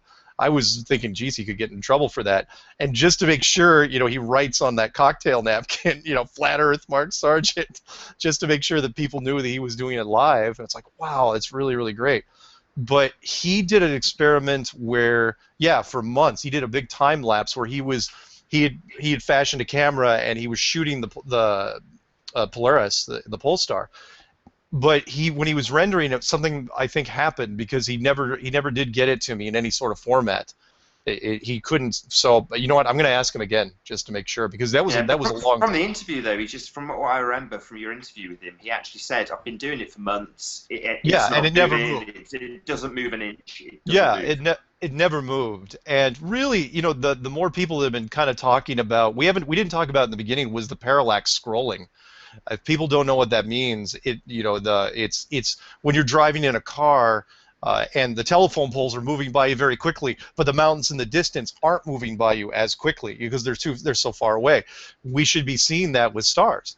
At some point or another, we should be seeing this with stars. At the very least, fine, you may not even see it. They say, oh, it's too far away. You may not see it in your lifetime, but you can't tell me all the constellations are in the same formation for thousands of years. These constellations that have been passed down from generation to generation, and not one has moved out of place even in the slightest. All the drawings are line up perfectly every time, even with all that speed. it seems pretty unlikely. Hmm. Yeah, have you used an astrolabe? Have I? Yeah. No, not me. Now, Robin Poe's talking about it recently, and I'm sure way back when they used to get kids to actually make these things, but you can track the whole thing. It's like you describe it like a clock, and it's just so predictable. Good point. Oh, by the way, I should probably mention this before I forget. Thanks for the opening, Nathan. Robin Poe was the one that suggested it, which is she wants to do a Northwest version of Patricia's Flat Earth Mixer, where Patricia's going to meet up at a restaurant. And if anyone wants to do it up in the Seattle area on the same day as Patricia, just email me, msargent23@comcast.net, unless you know Robin's email address. You can email her. We're going to do it on the same night. I'm in the process of picking a restaurant. I think it's going to probably be Arnie's down in Edmonds. And then I can recommend some hotels if you're coming from any distance away and you don't want to drive home. So there you have it. 22nd, same sort of deal. And I'll Okay. be turned in as well. I wanted to say not only parallax is a problem, but also this. This is something you don't hear often on a lot of channels, or not many people mention this. But the Earth rotates once every day, so after 6 months, the sun should be on the other side of the globe. No, but Shifter, I've seen this meme a lot in the flat Earth, but this is incorrect because there's the solar day, and then there's the, Yes. I never know if it's sidereal or sidereal. Yes. And Sharonism did a so- good video on it. So there's a That- 4-minute difference. And so Yep. by the time, the theory that the globe model sets forth is that by the time you get to the other side, those 4 minutes have added up so that you're still facing the sun at noon. Yeah, but that So it's also not means about that we should change our clock every day with 4 minutes. No, because you're... I don't The- understand it, so... That's right. So there's the Earth rotates around the sun and around its own axis. But so there are 2 points of reference. You can look at the sun being the point of reference around which the Earth goes around a circle and it comes back to the same place facing the sun. Or you can take a distant star, which is just kind of saying a point outside, and you can calculate going around the axis once relative to that distant star, right? And so what happens is for the Earth to make a full circle, it takes 4 minutes difference than for the Earth to make a circle and get lined back up with the sun. So you wouldn't have to change the clocks. I think if people Google or Wikipedia SIDEREAL, sidereal day versus solar day, and they can kind of read about it and see, and that's why it works. And I'm just saying this because I don't think the flat Earth community should be saying, "Oh, here is a proof of the flat Earth," when it's not a proof that the globe model doesn't work. Is this why we have leap But I years? researched it for a while and I Yeah. never understood it. You should really... Sharonism made a video about it a long time ago, and I can explain it as good as he does, but in that video he points out what he thinks is wrong with the sidereal time, and it made a lot of sense to me. But I don't know. It's just something I never really understood. Geo, can you present the image that you just showed with the 2 Earths and the sun in the center? Yeah, hang on. I want to explain something.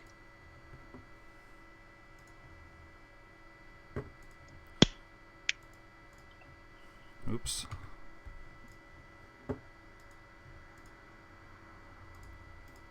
See it now? Yeah. Okay. So I'm going to start talking about the Earth to the right of the sun. That Earth has a range of constellations visible from dusk till dawn. That range of constellations, looking from a point on the globe as you rotate, those constellations are available in, say, the summer. When we're on the left side of the orbit, so we're now on the globe on the left, the constellations available dusk till dawn, so the same nighttime period, is a completely different side of the cosmos. But we don't have that in the real world. Yeah. That's more of a proof, because the whole sidereal day thing, I see what Sasha's saying. It's not proof either way because you can't prove it. but Jaron did a great video on this where you're looking at one side of the universe, and then on the other side, you should not see a single of the same stars. You could argue that maybe directly above you might be able to see a star, but I can't even make that argument. And not only that, but either the northern hemisphere could have the Milky Way rotate across the sky, but not the southern hemisphere on the globe, according to the globe theory. Either the north have it, or the south have it, or have it 6 months of the year available and not the other 6, because they tell us that we're entangled within the Milky Way and therefore cannot look out of it. It's like, no, that's a nonsense. If you take perspective into account, we should be able to look towards the center of the Milky Way at some point and directly away from the center of the Milky Way at another point. That can be dictated by your latitude or season, but neither of those things actually happen in the real world. Yeah, I never. I have a request. Gio, did you want to say something on this subject? I have another topic. Yeah, go ahead. There's a video that I want someone to make because I can't make it. So from around December 7th to January, I think it's around January 7th, there's a month period there when the sun is in the outer, wider loop, as we understand it on the flat Earth, and the days are getting shorter as we approach December 21st in the northern hemisphere.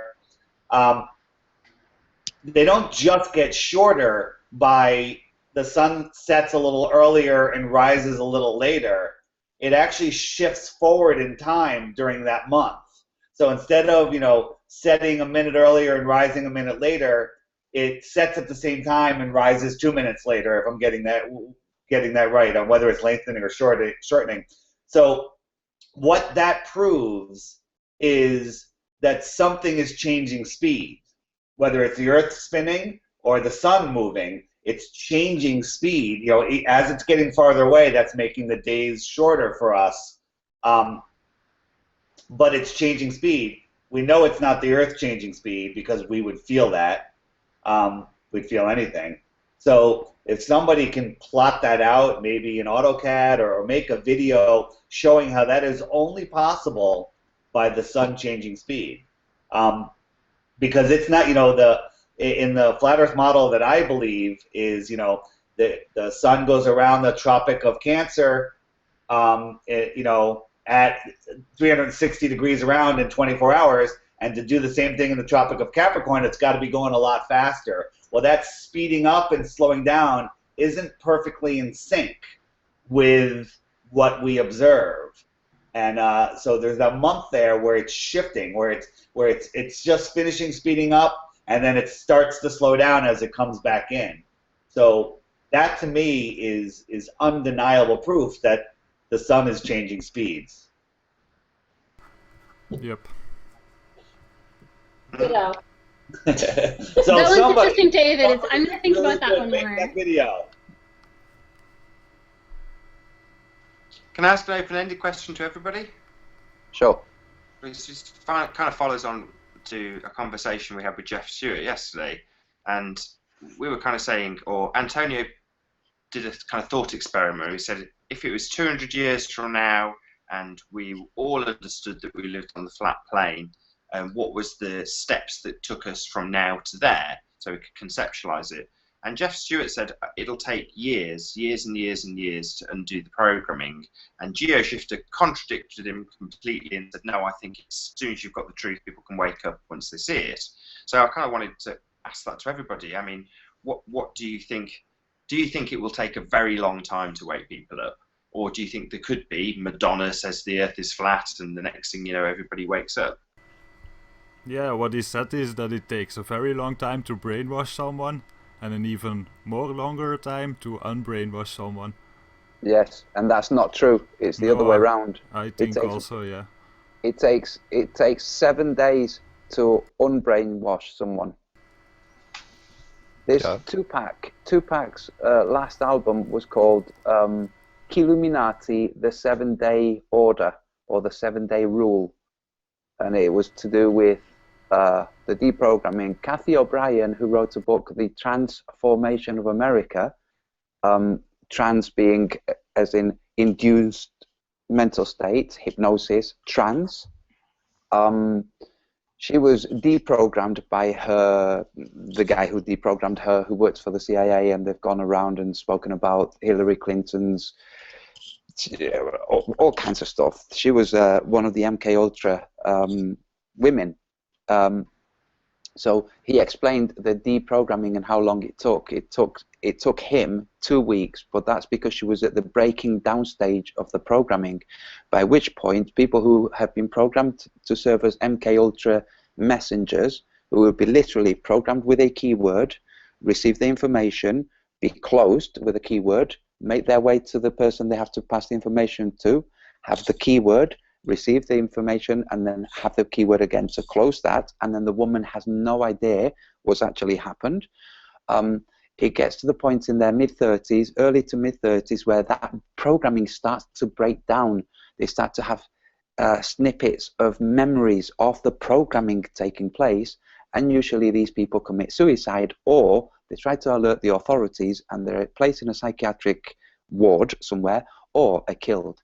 So when the programming is breaking down, it is much harder to deprogram. So he explains it took a while longer than normal. So GeoShift is totally right. The deprogramming is much faster than deprogramming. But the question that Nathan has just put across, if I can just reword it, let's imagine that they make a magic pill that means that we will all live for a further 200 years. And at the end of our 200 years, we have grandchildren and great-grandchildren and great-great-grandchildren, and maybe even more. And at school, they're being taught how in the past, when we were younger, we were told we lived on a globe and we had this heliocentric model. Now the children live in a world in the future where they live on a flat plane, where they know the energies that compose the dome, the firmament. They have a lot more truths. And they ask us, how did it go from us believing we lived on a globe to believing or understanding we lived on a flat plane world? So as a thought experiment, it helps you to imagine sitting with the children, explaining it to them. Because when you're explaining it, your explanation has to be coherent and has to be logical. It can have slightly fantastical elements there, like aliens arrived and told us, but it has to be consistent and coherent. So if you sit and think about it, it's, you know, the 100 monkey syndrome. If everybody starts to think the same thing, eventually it works its way into the collective unconscious and has a knock-on effect that we can't really predict. So I would love to hear David's explanation to his great-great-great-grandchildren who are asking him how it went from that world to the new world.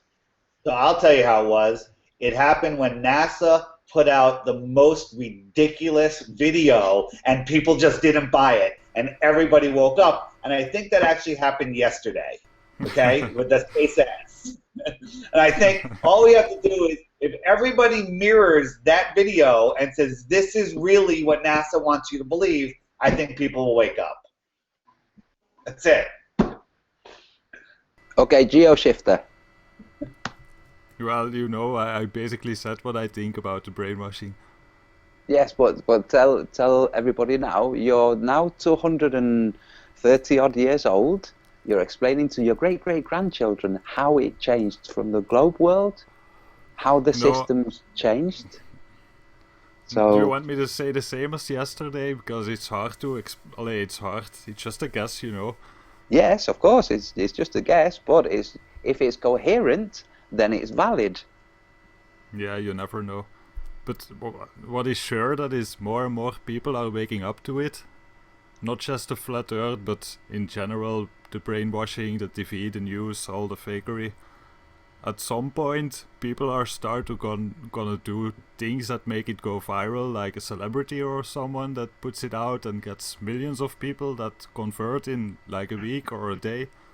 At some point, it's hard to say what's gonna happen, but it's obvious that they are blocking search results right now and trying to hide it some sort of on YouTube and Google. Mm-hmm. But then what happens? Yeah, I don't know. People are gonna come on the street on some point, but that's not gonna change much. But most people that that start to research all this and understand this basically believe or lose their belief in authority, mostly. So they stop believing in stuff like governments. So I don't think a war. Governments will probably try to fight it, and basically that means it will be a group of people against a group of other people, and who will win, we never know. In the end, we will win, I think. Okay, Mark. I think it's going to come down to some sort of celebrity, and by that I mean anyone in the public eye. It doesn't have to be, obviously, Neil deGrasse Tyson. It could be, I mean, I'd love to see Obama do it before he left, if he does get a chance to leave. We still have time left in the year. In fact, while we were talking, somebody just sent me, and I missed it again, but the internet misses nothing. Joe Rogan brought it up again on his show on the 5th. The Joe Rogan Experience, number 781. All you have to do is go to 39 minutes and 40 seconds. There he is talking to about his friend. He's still not backing down, saying that it's crazy, but he's in awe that it's still going, that people are still talking about this. And he even calls that his friend. He's got somebody close to him, which should give you some sort of ratio of how many closet flat earthers are still out there. I don't necessarily want to refer it to the whole gay thing being in the closet, but it's very similar in that regards, where there's a lot of flat earthers out there that don't know. So I think if you wanted me to tell, I don't have kids or grandkids, but if I wanted to tell somebody how I think it went down, I think it went down because it was mass media revelation, where you don't build. I'm a suspicious conspiracy type as much as anybody. You don't build a massive social media infrastructure if you're not going to use it for something huge. And this would be the something, because you could broadcast it to anybody with a cell phone. I'm sorry, everyone with a cell phone, and every industrialized nation would, anyone in those countries would know within an hour. It wouldn't be mirrored so quickly all the way around. The only people that wouldn't know is people who didn't have their phones on, basically. So that's what I'm thinking is going to happen. I think some celebrity, not Madonna necessarily, but somebody's going to come out and back this. Remember, I've been calling this one where it's the third person. We already got the weird thing, the odd thing with Tila Tequila, followed by B.O.B. The B.O.B. Neil deGrasse Tyson, I really consider that one event because it was so intertwined. It's the third person, the person that comes out and says, hey, we should really revisit this. But it's got to be somebody strong that at this point who's not necessarily, can't be like Gary Busey, or it can't be a reality television star that's down on their luck. It cannot be Bruce Jenner. Yes. Although that would be interesting. So that's how I'm thinking it's going to happen. I vote Ellen DeGeneres. See, that's not bad. Ellen DeGeneres would be huge. She would be good. I'd even take Rosie O'Donnell back on The View, even though she was kicked off for bringing up Building 7 from 9/11. She was thrown off for years and then came back. I'd even take her, although she wouldn't be as credible. Do you know who I think would be really good? I don't know if you're familiar, if any of you have heard of Bill Burr. Bill Burr. No? I did the last episode of Deep Inside the Rabbit Hole that I did with a comedian. I'm spacing on his name right now, so he's going to be really upset. He has been on tour with Bill Burr. Oh, right. And he is becoming a flat earther. He's looking into it, and he's digging in right now. Bill Burr is? Or the comedian that you had? He's the guy that opens for Bill Burr. So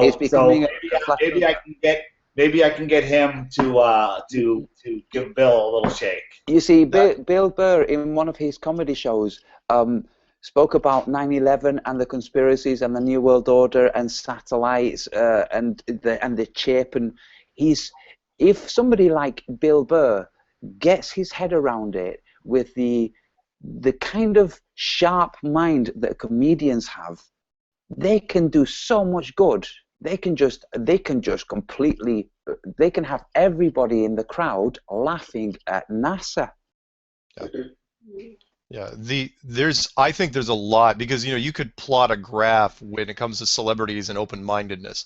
There's a lot of celebrities out there, because you have to be, especially actors. That get into, they get into the whole, they expand their mind around this stuff.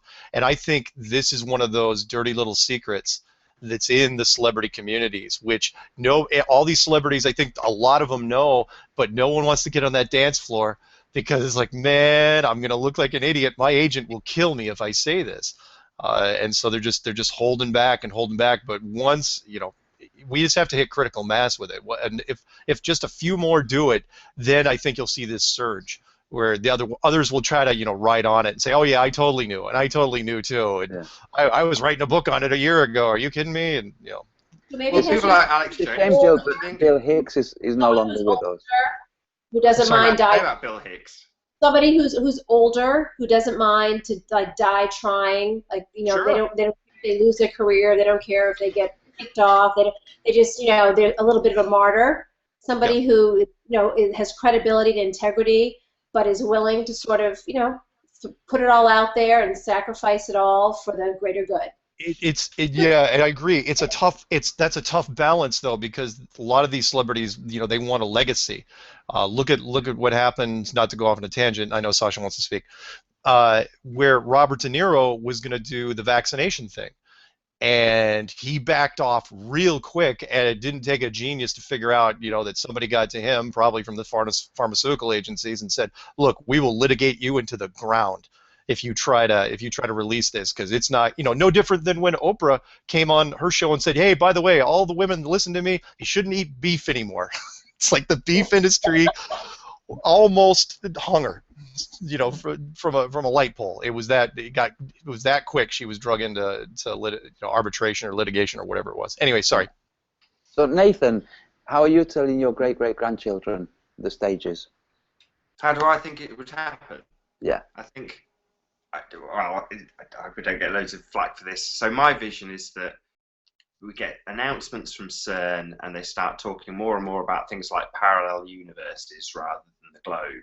So the globe just slowly gets put into the media less. There's less globe programming, and as it has happened already, you've got the social media networks, the Twitter feeds and the Facebook feeds lighting up with the kids talking about flat Earth, and the scientists talking about parallel universes. And then over the course of maybe about 10 years, the globe just gets subtly dropped, almost not even talked about. And because I think, like now, 99% of people would say, oh, who cares, that will be the route in for just slowly, subtly dropping it. And then you joked about this, Antonio, but it might even be as tragic as this. They have like I won't say it, like a simulation theory or Mandela effect thing, where they say, didn't people used to think that we lived on a globe at some point? And they'll go, no, that's just nuts. That's a false memory. So that'll be it. And the books will get changed, the internet will get changed, and it'll just get erased from history. Sasha? Well, I was going to say, I actually think that it has to do with generations, because the youth of today have so much more purchasing power than most adults, and the corporations do actually kind of cater to them, which is why most of the movies that you see have jokes aimed at 14-year-olds, even though the movie is presented as for adults. And so I think that if we were to target late teens, kind of the kids that are rebellious anyway, so they're looking for an ideology that's different from what their parents believe, and they'll cling on to it. And also how they communicate is very different. And I think they're on YouTube, they're also on Instagram, and they're on Twitter, and so I think that the short sound bites work very well for that. And so if I was looking at how this would shift, I would kind of see it as the younger people buy into the flat earth theory, and then it goes from there. I think that there's less of a chance of converting older people, who are really entrenched in the globe model and in their power status that comes from that in a lot of ways. And so that's why I think we should start getting the younger YouTubers and really supporting them, because like Mark was saying, that one girl who did a parody of being a flat earther got 90,000 views just like that. And it's just this, she's just ranting away, and then the reaction to that video got a lot more. And so I think that that's maybe where the focus should go into if we really want this to change from the globe Earth model to the flat Earth model. Let's start targeting youth with our propaganda. Yeah. Brilliant. It's a good Okay, idea. Conk.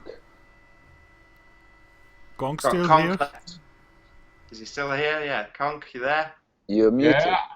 Yeah. Well, I'd probably, if my grandkids would probably already know before I got to them, but if they didn't, I'd probably borrow my son's guitar to irritate him, and I'd sit down and drink some of my grandkids' beer, and I'd say something like this to them. Way back when, my little one lived on a spinning ball that was brought from the sun. Some crazy dude stepped up like Marjorie. We didn't know Mark was a Sergeant Nisus, but he did a hell of a lot of good before that.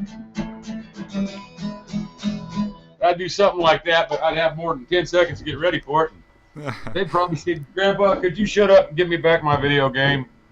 That'd be about it, because I just don't think it's going to be that big a deal, guys. I hope it is, just for fun, but come on, man.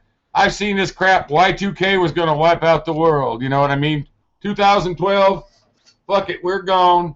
You know what I mean? It's just, you got to build the hype up. I don't know if you guys remember when Evel Knievel jumped the Snake Canyon. It started off as the Grand Canyon, and it went down to the Snake Canyon, and then it was a rocket ship, then it was a parachute. You know what I mean? I mean, it's all about the hype and the show. And sorry, guys. I'll come for you. Anyway, my dogs always help out. That's fine. Bottom line is, I don't think it's going to be that big a deal, because the deal is millions of us know now. When I first found out there was 2,800 views on Matt Bowen's site, and I forgot about it. You know, I got hurt, and I forgot about it completely. But the minute I saw Mark Sargent, and I heard your show, Mark, about the dome, my wife and I listened to it all night long, and I got up first. I didn't even get no sleep.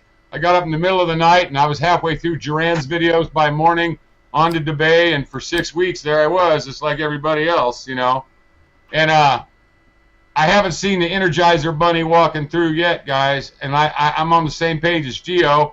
I've been trying to talk to Martin for a week. Every email I send gets rejected, no matter who it's from. Every time I talk on chat, it goes to this silly message saying chat's been delayed. It's just been a weird deal. I finally disconnected my Skype, and it cried. I mean, it literally moaned and groaned and asked me why, and I've never seen anything like it, but it was literally like I shot it between the eyes, and I will not hook it back up. For some reason, I bet we're all on a movie, honestly. I bet someday this is going to be like Easy Rider. It's going to come out, and they're going to show all of us freaks right before they put us in front of the firing squad, and that's where it's going to go. But maybe not. You know, millions of us know now, and I mean, they wouldn't have let millions of us know. And you say, well, but they let us, okay? Because at one time, they could have snuffed Matt Bowen out right there the night after that nightclub act, and they didn't. And the bottom line is, these guys have listened to every phone call we've made since 1949. If they have that capability, they know about this long before it happened. I'm not on the Sheridan page. I mean, I have been in the last 4 or 5 months for a minute or two, but, you know, you just got to look at the big picture and see what society does. This whole thing about crashing society, it's just like 2012, and I'll tell you why. Too many people are investing money in things that are going to make money later on if people are alive. Without people, they have nobody to sell their crap to. What good's a bunch of gold if you can't purchase slaves with it and all the things that come with it? I mean, you have to actually put yourself in that mindset to actually even see how they think. If they wipe us all out or do any of this thing that's promoted on YouTube, it's over for them. No more cash. And in my 53 years, I've come full circle, and I just I've been through everything that you guys are looking at. I mean, not maybe everything. I didn't see what came out from NASA today, but all I see is things growing. You know what I mean? I don't see anything getting solved. I see more versions of stuff coming out. Doesn't mean I don't believe there's truth in every single one. I do, just like my videos say. But proof is in the, what was it Robert says? It's not what you know, it's what you can prove, and that's the bottom line. I hope my grandkids are telling me, to be honest. God bless you all. Nice. Did everyone have a Good good? job. That was a good answer. Yeah. Time for an outfit change. What do you guys think about Bill Hicks and Alex Jones? Love Bill it. Hicks is a talented comic. Alex Jones, he's funny sometimes. It's not as funny as Bill Hicks. They the same person? Hell no. They're both at Waco together in 2 different videos, and they look completely different. Yeah. Debunked. Yeah. Why hasn't he talked about it? Why isn't he talking flat Earth? I mean, he gave one little mention to the Atlantean conspiracy, which Eric Debase claimed. Money, hello. If he starts talking about flat Earth, his show's going bye-bye. He's the only guy with a syndicated show in the world that's self-supported. Yeah, Are you talking about Alex Jones? I can tell you because his producers contacted me through back channels, and Producers aren't owners. Producers work for him, Mark. I know, but he couldn't. But it's to your point, which is he couldn't do the show because he couldn't figure out a way. He was scared, like a lot of people, of losing subscribers. It's like, can a show be done without using the term flat Earth? And Either that or he's been showed something about the Apollo landings that we don't know, because he's adamant on the fact that they landed there, and even I, since the day that they landed, haven't believed it. And I haven't because I was supposed to go to NASA that night and watch it. And first off, we were preempted by a better family that got to scoot in ahead of us, which didn't make me too happy after waiting since 1964 to get to be part of the whole deal, and thinking I was going to be an astronaut and all the crap we all did. But the funny thing was, when they showed us the films, I asked my dad, like, how'd they get a camera down on the moon, Dad? You know what I mean? And I still remember saying that, you know what I mean? And at that point, going home and not wanting to put together those, did you ever have one of those little models that looks like the lander? I had a couple of those in '69. I don't know why people duplicated shit, but when you got stuff for Christmas, you get like 3 of the same thing, you know what I mean? And I got 3 or 4 of those little Apollo things where you had to do with the tester's glue and make them look like the little lander, which I hated in the first place. I wanted it to look like the one in Star Trek or Lost in Space, not like the little thing that they landed with, supposedly. But see, if I'd have had the eyes that I have today, the eyes that can see CGI and hear bullshit, I would know right then, when I seen the gold foil and all the other crap that we know about, the no imprints of the spaceship, but yet, the big footprint 6 into the ground, and it always got me about the dust in the footprint. Even when I was a little kid, I thought the dust looked like concrete dust or flour, not like dust on I thought, man, it must be pretty slick dust on the moon. Yeah. Can I just jump in, Mark? Sorry, before you go, because I really hear what you were going to say about. You're still presenting. Who is? I'm sorry. I will fix it. That's my fault. Okay. I was just going to say, Mark, I really want to hear what you're going to say about Alex Jones, but this is to address what Conk just said, that it's not what you know, it's what you can prove. That's a huge mistake, because Alex Jones has had proved to him that we went to the moon. Now, we all know that that's not true. So the idea that it's what you can prove is a huge, huge red herring. What Alex Jones says, Antonio, what Alex Jones says is we might not have went on that day, but we've been since then. And when he said that kind of cued me into maybe one of his sources, because he's got some sources, guys. Yeah. One of his sources might have told him some inside information, because really the moon's not that far up there. I mean, it looks like somebody would have been there by now. You know what I mean? It looks like it's in rock's throw, really, And lately, on the West Coast here, Antonio, the moon's been looking weird, honestly, for 2 months. Yes, but we'd have astronomers zooming in on the moon and looking at the base of the lander, because the base of the lander remained there for each lander. But what I'm saying is it is not what you can prove, because of what Sasha said before. You can take the most bona fide, irrefutable proof, and people will still say no. So what will have happened with Alex Jones is somebody will have primed him, pre-programmed him to accept the proof that they presented about going to the moon. It's not what you can prove, it's what you can know yourself. Because if you're the only person in the world who knows that it's flat, that's it. You're that one person. When that one person becomes 6 million, 20 million, 50 million, it is still that one person. It's all I am, me. Mark, the same when you're saying you know, all of us know, but we can only know personally. Proofs, we're still deferring to the authority of the person that's showing us the proof. Well, he's from a government family, you know that, right? I mean, Yeah, so it's probably he can't really say, if he's got CIA agents, cousins, he can't say, well, I don't know. Yeah. I think he's got too much on his plate to worry about that. I mean, 6 months from now, a year from now, he might go for it. But the bottom line is right now with the Satanist and the child molesting rings that he's trying to bust that might get him killed. He's got his plate full, to be honest. And we got, I think we got this covered anyway. I mean, I can't believe how much I'm so proud of all the flat earthers, every single one. I love them all. Just the fact that they stood up and did anything at all, it's awesome, because there is involvement in our computers and stuff, and anybody that's ever been online can see when you've got company. You know what I mean? Mm-hmm. So, Mark, will you tell us a story about the producers from Alex Jones? Oh, well, it was several months ago when this thing started ramping up, and it was before the BOB thing, which was interesting.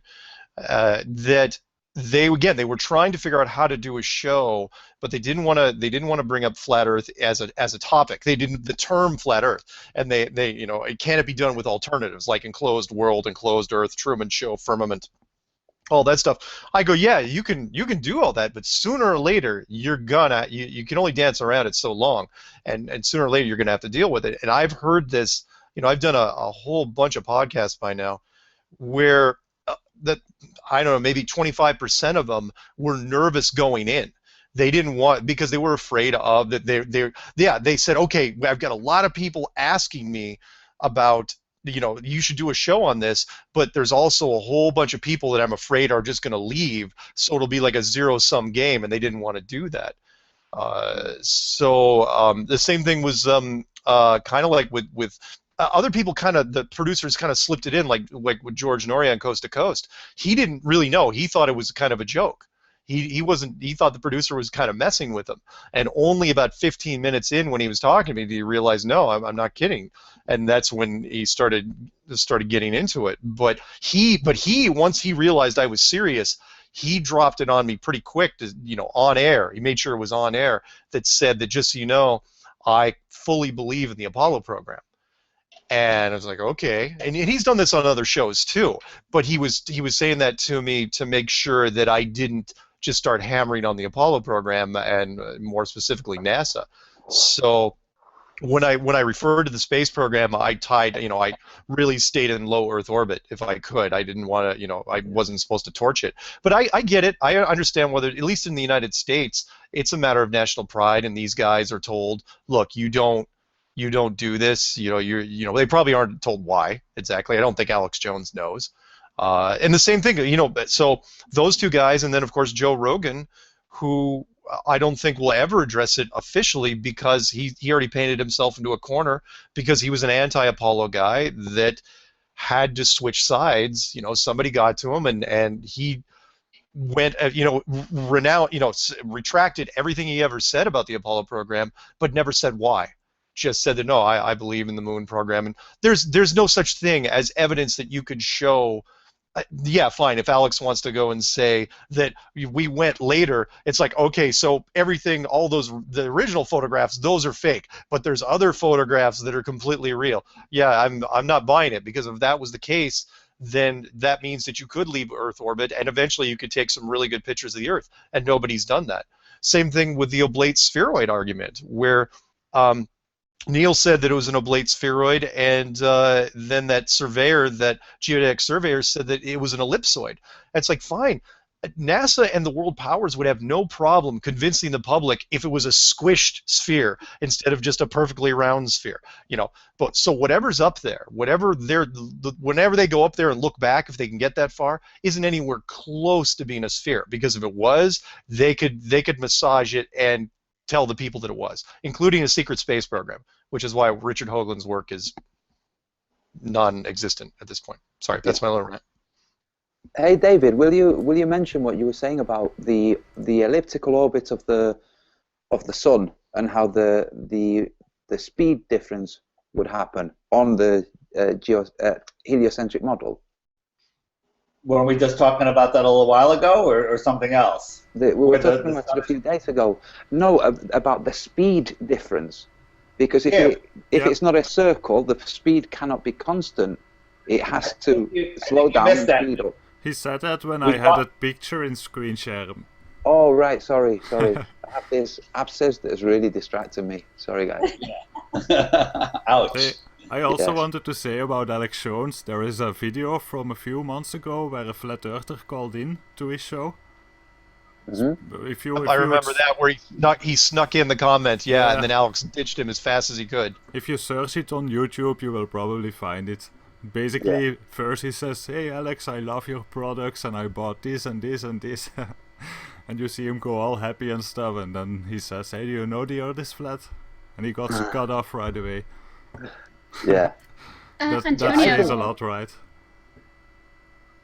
Yeah. Well, Antonio, I was going to say, one of the things you're talking about is this idea of satellites and how do they go around an Earth that's not a perfect sphere. How does that affect their trajectories? But there's also differences in gravity, is what we're told, in different places on the Earth. And so there are random places on the Earth where the gravity is significantly lower, and some places where it's much higher. Yeah. And so there are a lot of problems with the geosynchronous orbit of certain satellites. I think that really would suggest that it's not possible. So now I have a different question, and this is a question that a lot of us might have already pondered ourselves, but I know a lot of people have been asking me, which is, going back to Copernicus, was he trying to arrive at conclusions that were true to him just on the basis of observation, or was he trying to concoct something to hide God? And when I say God, I want to tell everybody my version, my idea of God is a combination of different energies. We can call each energy a different name. One of them is called Sarah, that's resonance. Another one is called Philip, and that's electromagnetism. We can call them a whole range of names, but that's what and it would be a tribe that would be God. Not this bearded character that doesn't have a wife but has sons, and no. So was Copernicus trying to arrive at a conclusion about our world from a scientific observer point of view, or was he concocting something to hide? So was it not quite as evil as we think, or was it entirely evil? What are your ideas? Okay, I'll go. I don't think it was necessarily evil, but I take kind of a different track where I think he was sort of being assisted. I don't think it was just him. I don't believe in coincidences, and so when his work wasn't published until after he died, and that was one of the conditions, I think he was really afraid. Like a lot of people in the flat Earth thing, but he was coming from the other side where he was afraid because of all the ridicule he would get, but I think he was being assisted by the people or the things or beings, whatever you want to call it, the divine, that helped build this place. Because I firmly believe that you had to make it a globe model eventually to buy time, to hide the fence from us, and because really, as a civilization, I don't think we were really that interesting until the last 500 years. I mean, yeah, we had some cool history here and there, but it really, really ramped up over the last 500 years. And we wouldn't have been, those 500 years wouldn't have been, it would have all been focused on the fence if we would have known about the fence. That's all we would have cared about. We would have been, had it evolved to where the explorations were going out, they would have just kept looking for it and kept looking for it, and it would have been a concentrated. Once the internal combustion engine came out, that's all we would have cared about as a civilization, rather than the small parties, including Admiral Byrd. So, I don't think he was evil, though. Sorry, go ahead. Do you think he had malicious intent? Do you think he was actually trying to hide something? I don't think he was trying to hide something as much as like Admiral Byrd wasn't trying to hide something. I think they were just being tools. They were tools that were being used for the job. That it's like, okay, Copernicus, who can we use to put this out into the population? All right, let's use this guy, and Copernicus had a few allies here and there. So do I think he even knew exactly what he was doing? Probably not. I mean, it's a massive leap of faith if you're going from a flat model to, and I'm going to put that in the clip of my next Strange World. I'm going to do the pullout scene from Contact with Jodie Foster, where it backs out from the Earth and it goes through all the galaxies. And I'm going to put the preface in there. It's like, look, what's easier to believe? The fact that you're on an enclosed terrarium type system, or this giant, incomprehensibly huge model spanning billions of light years. That makes more sense to you. No, it only makes more sense to you because it's been beaten into your head since you were a kid. Same thing. I can't imagine. I know there's some brilliant people over the years, but I can't imagine that someone like him could make that much of a leap of faith and go from a flat model to this huge distance solar system model, on his own. It's just a massive, and he's going to back that. He's going to bank on that. That's the idea. It's like, no. The world is absolutely like this. I don't think for a second that he did it alone. So I don't think it was malicious. I don't. And if it was, I don't think he even knew the big picture. How could he? Okay, but do you think that somebody who was coercing him or molding his ideas had malicious intent? Was there somebody behind it that had malicious intent? Oh, yeah. Somebody, again, eventually when you get up, yeah, all right, I'll take that one a step further, which is the guys that were ordering Admiral Byrd to go down to spend his last 30 years of his life flying around in a plane nonstop. Just do circles for the South Pole till you find it. Find what? No, just keep circling. You'll find it. Those guys, yes, they were the ones that probably had the maps. They were the ones that knew, and yes, they had malicious intent. They were going to hide this, but they had to know for sure. Like anyone, until you know, like what Antonio was saying, until you know, what do you really know? Until you find out for yourself. So even though they had an old scrolly map with these weird drawings on it, it's like, wow, that's really interesting. Until you can prove it for yourself, you haven't really accomplished much. Which is why I still think they gave up in 1954, or all but gave up. From what you've just said, Mark, it sounds to me like, because I've always tried to wrap my head around what is the point that they started lying, and I kind of, up until what you just said, thought, well, it must have been when NASA came along, they realised and had to ramp up the lie in a big way and provide proof. But from what you've just said, it sounds like the lie did actually start 500 years ago. Go ahead, Sasha. Well, before Sasha breaks in, I think, yes, the lie started 500 years ago, but I think the scope of the lie has been evolving over time. They didn't, until you see it for yourself, until you can actually, which is why that's what I led in the clues with, until you have the ability to at least get some sort of scale of what this thing is, you're lying, but it's all based on faith. And then once you realize, look, this thing's real, we got to do something. That's when you spend the real money. Up until then, it was just probing. It was just doing scouting missions, explorations.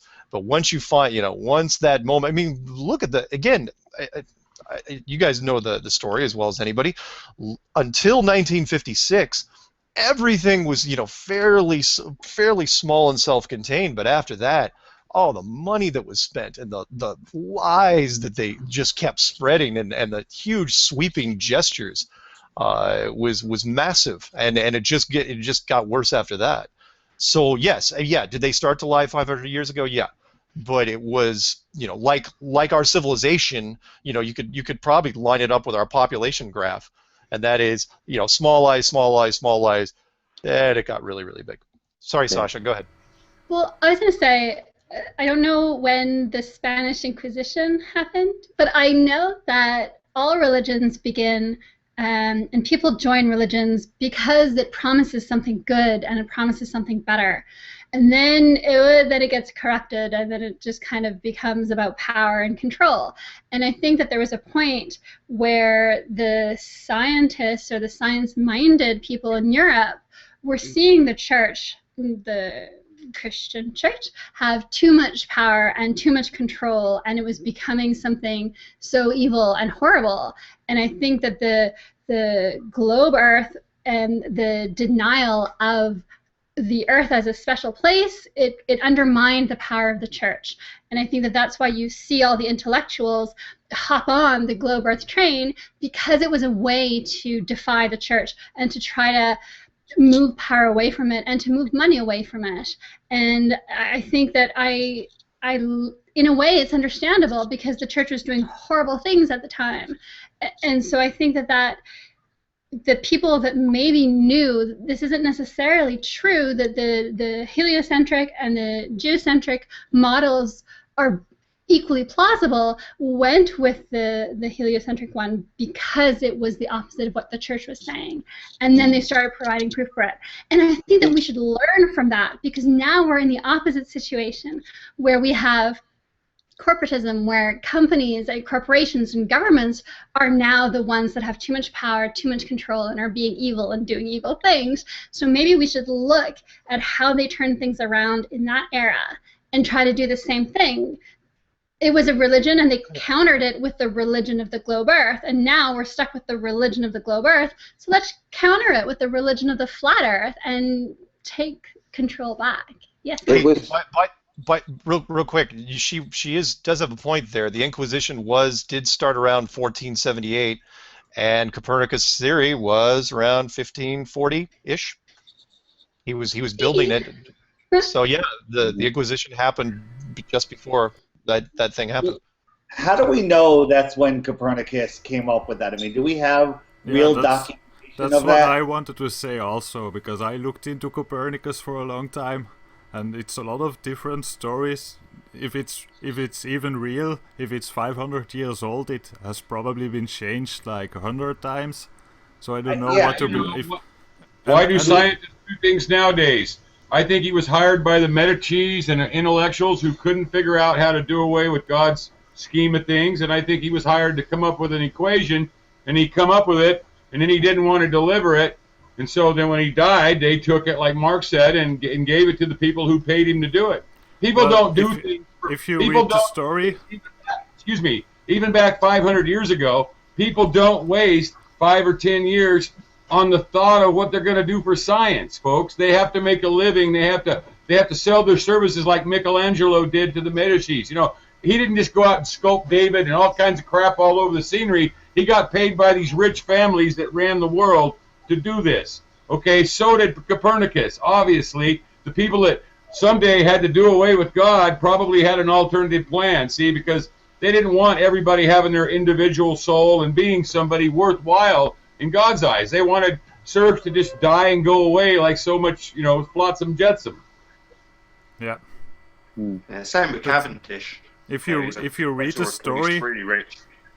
It says that he refused to release it his whole life, and it's right before, I believe it's only a few days before his death, that he released his idea to the public. Yes, that he allowed it to be published just before he died. Yeah. Yes. But the thing is, I don't know what to believe of it, because if you don't believe NASA anymore, then how should you trust a story that is 500 years old, Right. I mean, how do we know any of that is true? I mean, these are just stories. We can't even figure out what's true in recent hoaxes. So if the story would include some good proof, that's a very important scholar once said. Billy Preston, nothing from nothing leaves nothing. You know what I mean? Nobody does it for nothing. I mean, yeah, we're out here for nothing because this is fun and we're doing good for the world, but would we be here 10 years from now? Like this thing took a while for Copernicus to do. He had to have been paid. He had to have been done it at the behest of somebody else. To make the idea, yeah. The Medicis would be my guess because they're the ones that ran the land at that time, and they were very, very powerful. Yeah, you never know. Yeah. On the same lines, what do you guys think about? I know Matt Powland did an interview about Stephen Hawking with a guy who was pretty out there, saying he was completely controlled and they've got a computer hooked up to him and stuff. But nonetheless, Stephen Hawking's pretty suspect. What's the general opinion on Stephen Hawking? Is he or isn't he? That'd be the question, huh? He's a puppet. Yeah. As long as he's alive, he's worth. It's gonna sound Depends horrible. on what is. The what? I think it's just mockery to fool us and show us how stupid we are. You Okay, believe I a guy in a wheelchair that can't talk? I can tell you something. One of my roommates whilst I was at uni was this guy. He's a brilliant guy. We would have parties sometimes, and there would be cannabis, and there would be drink, and there would be music, and he would be in charge of the music, and he would be the host. So he would be having conversations and smoking a joint and having a drink and changing the music while he was writing his first and last draft of his essays. This is how he wrote.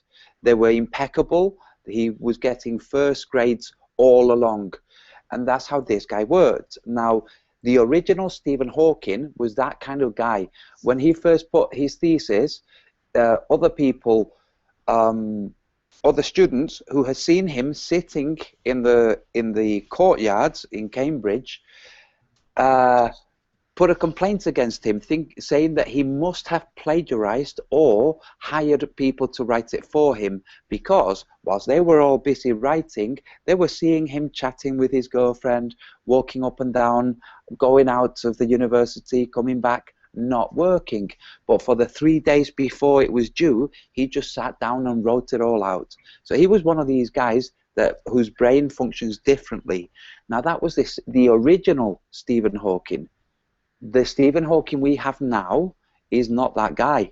The original did become crippled, was kept alive, died at some point that's not been reported, and was replaced by another guy who doesn't even look like him. Yes, and if definitely. you look at the videos, you will see this. Yeah. But maybe that tells us something. It tells us that people want priests, they want high priests, they want a pope. And scientism is a religion, and a lot of people subscribe to it. And so if you're going to counter that, then, you know, the flat earth community, we don't want leaders. We want a vision, and people have to engage in acts of leadership. But maybe that's part of the struggle, to understand what it takes to bring a movement of truth to the wider masses. Do you need to have a recognizable pope, high priest of some kind? That's what Stephen Hawking is, and that's his function among all the scientists. That's how they see him, and it gives them that comfort that we have this leader, this high priest who has access to the divine, and he tells us these truths, and we know that what we're doing is correct and right and valuable because it's in line with what he says is right. And I think that it's easy to hate that or to not want that, but you have to be aware that this is the system that you're competing with, because this is what appeals to the masses. This is what people want and like and feel safety in. And so maybe that's something that we need to really start looking at in terms of how to get the flat earth community to be stronger and more competitive with the globe earth scientism religion. Absolutely. In fact, if what you've just said is correct, it's impeccable, I would say. At a more fundamental level or a more superficial level, Stephen Hawking is a logo to all the people who are not scientists. He is a logo. That's his function. All they have to do is, on Big Bang Theory, is say Stephen Hawking, and there you go. We have this idea of this genius who's crippled, so that he functions as a logo, and we have to remember the importance of logo. So, like Mark Sargent, people criticize Mark. Sorry, so people criticize Mark because he's calm and settled. Okay, he's a settled guy. You're probably gonna hate every word I say now, Mark. Okay, but I'm cringing already. yes, because Mark is so calm and settled, and he doesn't become riled. People who object to a logo, to an emblem, object to that because he's so stable that he can be considered by them at an unconscious level a logo for the flat earth. And I know every single one of you out there who might have received a comment from Mark Sargent when you first posted a video that you think, wow, you get it, it has an impact. You think, oh man, this guy saw this video, wow. So what you're saying, Sasha, is we need to create something, we need to have something that functions similarly to how Stephen Hawking functions in the world of science. And I say absolutely. I'm not saying that, Mark, you have to be in that position. I'm just saying that the way that you are presents that. Also the way Patricia Steer is, or the way Nathan is, because it's kind of stable, you know, and it's very easy for people to create a meme of them as a logo. And this is why Patricia gets attacked, because she's so effective at that. This is why Mark gets attacked. Nathan doesn't get attacked quite as much because Nathan bites back a lot, you know. Or because I'm unhinged. Yes. No, it's because Nathan really enjoys biting back, but Patricia and Mark don't. So they get the attacks. Just out of interest, Sasha, just to bring this back to the conversation we started with, when you see stuff with Stephen Hawking or even Neil deGrasse Tyson when they do their shows, it's not very sexy. Do you know what I mean? Yes. Yeah, and I think that that's kind of the point, right? Because under scientism, intellectualism is for the higher class of priests and want to be priests, and the physical, the overwrought sexuality, appealing to people's sexuality, that's base, that's for the lowly people who don't have the intellectual capacity. And so the icons in scientism are usually stripped of sexuality because of that. And I guess that's maybe that influences how I see things the way I was ranting earlier, because I come from a science background, and so that has influenced how I do see things. Yes.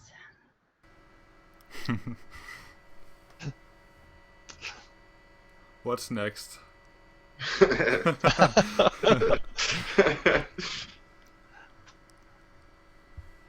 Well, that was a conversation killer. No, it wasn't that. Thanks, Sasha. No, it wasn't your fault. Hey, I want to talk about Stephen Hawking. Go ahead, Kong. Hey, I remember thinking way back when I was like 16 or 17, going, oh my God, that poor man, I can't believe he's still alive. I'm 53 now, and I'm kind of wondering if he's going to outlive me. Yeah, but he definitely changed if you look at the differences in the past and now. It's not the same guy. And Antonio's right, though. You don't kill icons if you can help it. And if you can keep it going and the population, you know, well, honestly, I think KFC, if they could have figured out a way to do it, would have kept Colonel Sanders running for a long, long time, you know, push him around in a wheelchair. And in fact, there was this a series of ads they ran, I don't know, 10 years ago at least, where there was an older gentleman, and he was such a dead ringer for him that people were saying, is that him? Is that him? And the icon kind of had this, you know, surge. So yeah, I can't say that I would do it, but you know, I'd be if I was in a room with guys that were trying to think of ways to keep Stephen Hawking doing it. It's like, how easy could it be? Well, we can just control his computer. You know, we can control the output that's going out. All he has to do is blink and not fall over. How dumb could it be? The only ones that were, you know, really the only ones he appealed to was his colleagues. I mean, nobody knew who he was till he was already that way. I mean, it's just another one of their, like you say, one of their, you call them icons. I call them trick ponies. I don't know. I don't think they're that necessary anymore. It's not the 40s. They don't have to convince us to go fight for their bank. I mean, no, you're right. But people like to know that there's super smart individuals out there, and he was the only guy, as far as I know, that. That's the thing. Are there? I haven't seen any, Mark. Honestly, I mean, I see know. a lot of people I see a lot of self-proclaimed intellectuals, but I've yet to see very many intellectuals. Good point. He was the only person I had heard of that successfully, or whatever, the science institution embraced it to challenge Einstein, where, Einstein said that God doesn't play dice, and Stephen Hawking was like, actually, God does play dice, all that whole thing. I wasn't trying to make fun of his voice box. I'm just saying. Can I jump in here with something, which is, we're talking about putting people on pedestals and making people icons and having high priests, but this is kind of the thing that I took from Flat Earth, which is it really empowered me to think, wow, I can go out and look at this stuff myself. And I'm not trying to make myself grandiose or anything here, but kind of that's what Flat Earth has given me, a sense of empowerment to go out and look for myself, rather than look to the media, look to the high priest, look to the Neil deGrasse Tysons of the word for answers, instead of just opening your own eyes. So for me, that's the thing that I don't know how to push that on people. When they say, well, what difference does it make? I kind of get exasperated and go, well, it's made a massive difference to me. How can I relate this to you? And it's frustrating because I don't know how to do that. I think it's because you lose the belief in authority.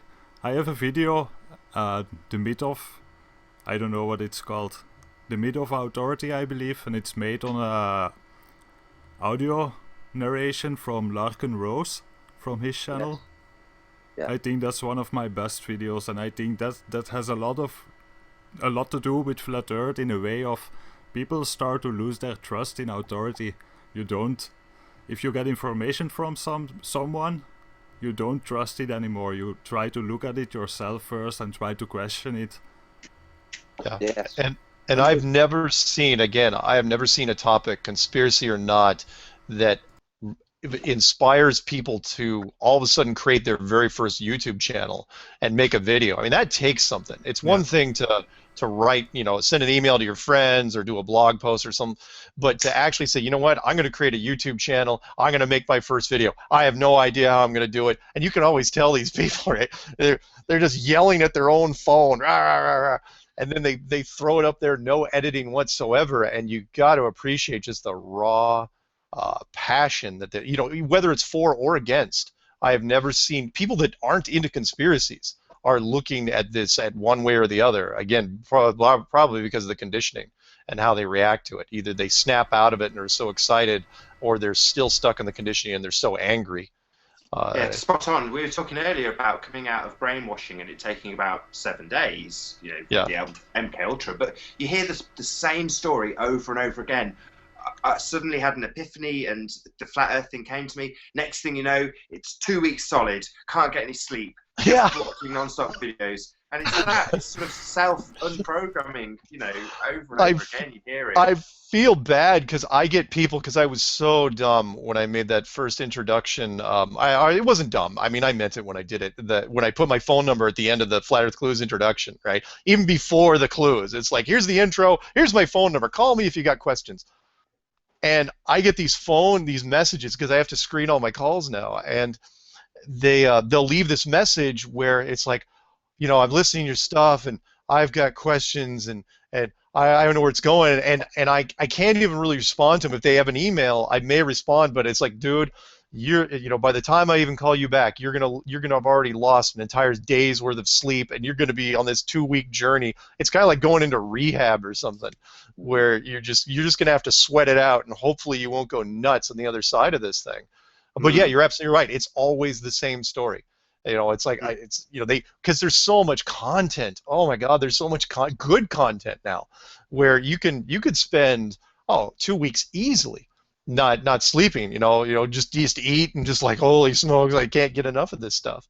But that process is a self journey. It's one that every individual takes themselves, and there is no. Yeah, you're referring to material online, or you're looking it up in books or whatever, or maybe you're even discussing it, heaven forbid, with other people. But it's definitely a journey of self-discovery, as opposed to the indoctrination. Like you say, some people come across this and just revert to the programming or the brainwashing, or however you want to phrase it.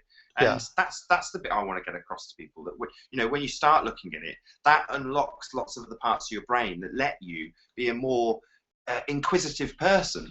Yeah, you're absolutely right. There was somebody, it wasn't me who said it, obviously. They said, if you can get your head around this, everything before it unlocks, which is like, oh, wait. So, because it makes everything else way more plausible. It's like flat Earth, got it. 9/11, why not? Or anything. I mean, there's nothing out of bounds. Actually, we talked about this, didn't we, David, the other day when we were. You kind of phrased this in a way. I'd asked loads of people what percentage of the bullshit is out there. How much of the media stuff that we get is rubbish, and you kind of phrased it a different way, which was, you said, is it all rubbish? Is it all lies? That was kind of how you put it, David. I people often ask me, what do you believe is real? Everything can't be fake, and all I can come up with, I came up with two things. Sully landed on the Hudson River, which is the plane that landed, because Kurt Cobain killed himself, and I'm wrong on that one. I found out. But I think that's part of why the flat Earth movement is really starting to pick up, I think, because what it does and what it takes is a refusal of the status quo. And I think fewer and fewer people are well served by the status quo, and so more people are willing to reject it, and more people are looking to reject it. And so I think that's a key part, right? Yeah. Everybody, honestly, I don't want to take away from the other conspiracies, even though I look at them as all second tier. Wow, that was a Freudian slip. All the conspiracies leading up to this. That is going to kill us. Subliminal messaging.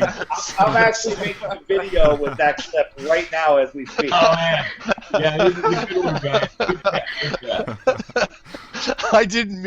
I totally didn't mean to do any subliminal hot sex messages. I Mark certainly is didn't. Sergeant Eisenstein at 11.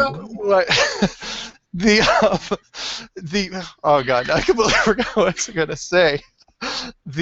All the conspiracies up until this point have kind of set the stage for this, because everyone was, they've been getting bigger and weirder, and I'm not kidding, where I kind of treated like you're running into a street magician that you didn't want to fall for it again, because the street magician just hitting you right and left, and you don't know which way is going, and so it gives you a breather, and it's like, okay, now for my final trick, and you're okay, all right, I've totally got this one. You're never going to get me. It's like, yeah, that's right, the card was in your back pocket the entire time.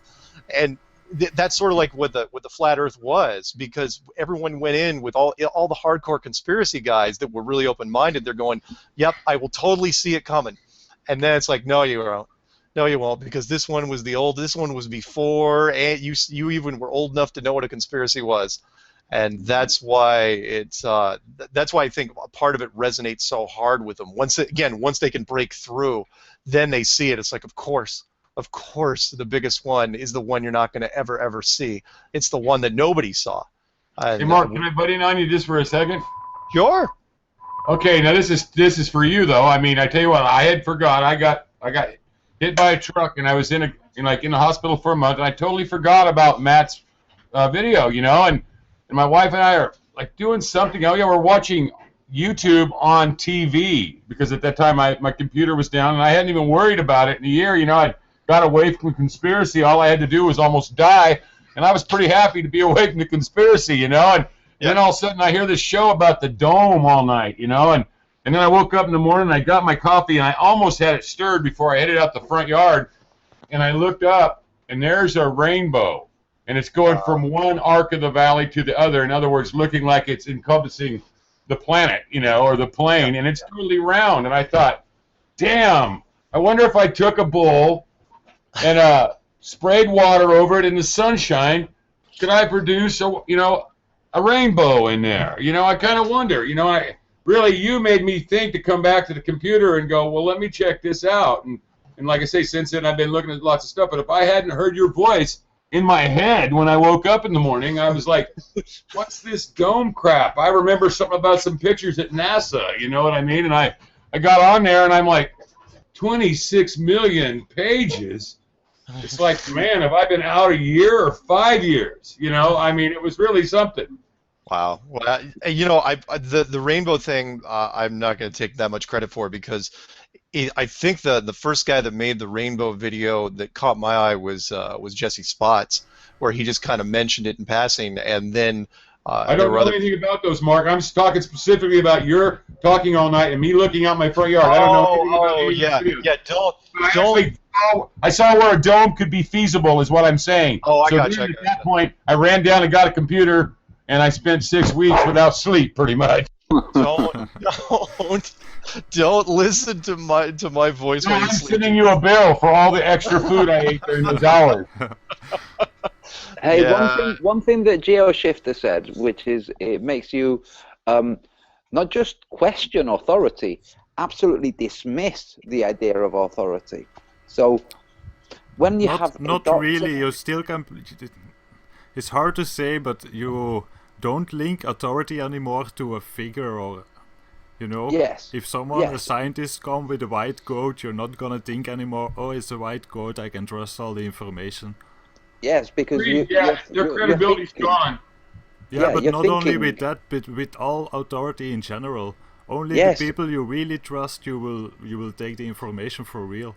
which is how life should be. And So even then, yeah. when a doctor's talking to you about a flu shot, you're thinking, you probably think we're still on a globe. And it just, it puts things into perspective. That's a good way to not- put it. Also, just to, because I've noticed some of the chat, some people thought that I was talking about making an icon of one of the panel or some other flat earther. That's not what I was saying. I was not saying to create an idol, which is something you worship and follow and revere. I was talking about a logo. For instance, the swastika. Me just saying the swastika made you conjure up the Nazi symbol. So if the flat earth has 1 or 12 or 50 logos, that they help promote the idea. Now it's just a case of conceptualizing them, of actually drawing them out. That's what I was talking about. A logo, an emblem, a symbol that represents. And I was saying that Stephen Hawking is being used as a logo, the same way that some people see Mark Sargent, the stable areas of the flat earth community, as logos. That's what I was explaining. Sorry, logo. Yep. Well, I'll start taking off my shirt more. Sorry, go ahead, Sasha. Well, I just wanted to say, and it kind of keeps drifting in and out of my mind as I'm trying to focus on it, but I can't do all the research I need to do about everything that I have to make choices about. There's a limited time in my life, so I need to know, okay, if I need advice about something, that there's someone who has a passion for that and a curiosity for it, and they're willing to spend the majority of their time researching that. So then I can turn to them and say, look, I'm doing research on flat earth, I'm doing research on other things, I don't have time to do research on this particular area. So you have done research in that area, so can you tell me what decision to make? Because I don't have time. And then that becomes an expert. And then maybe other people around me say, oh yeah, that one guy's done all this research on medicine.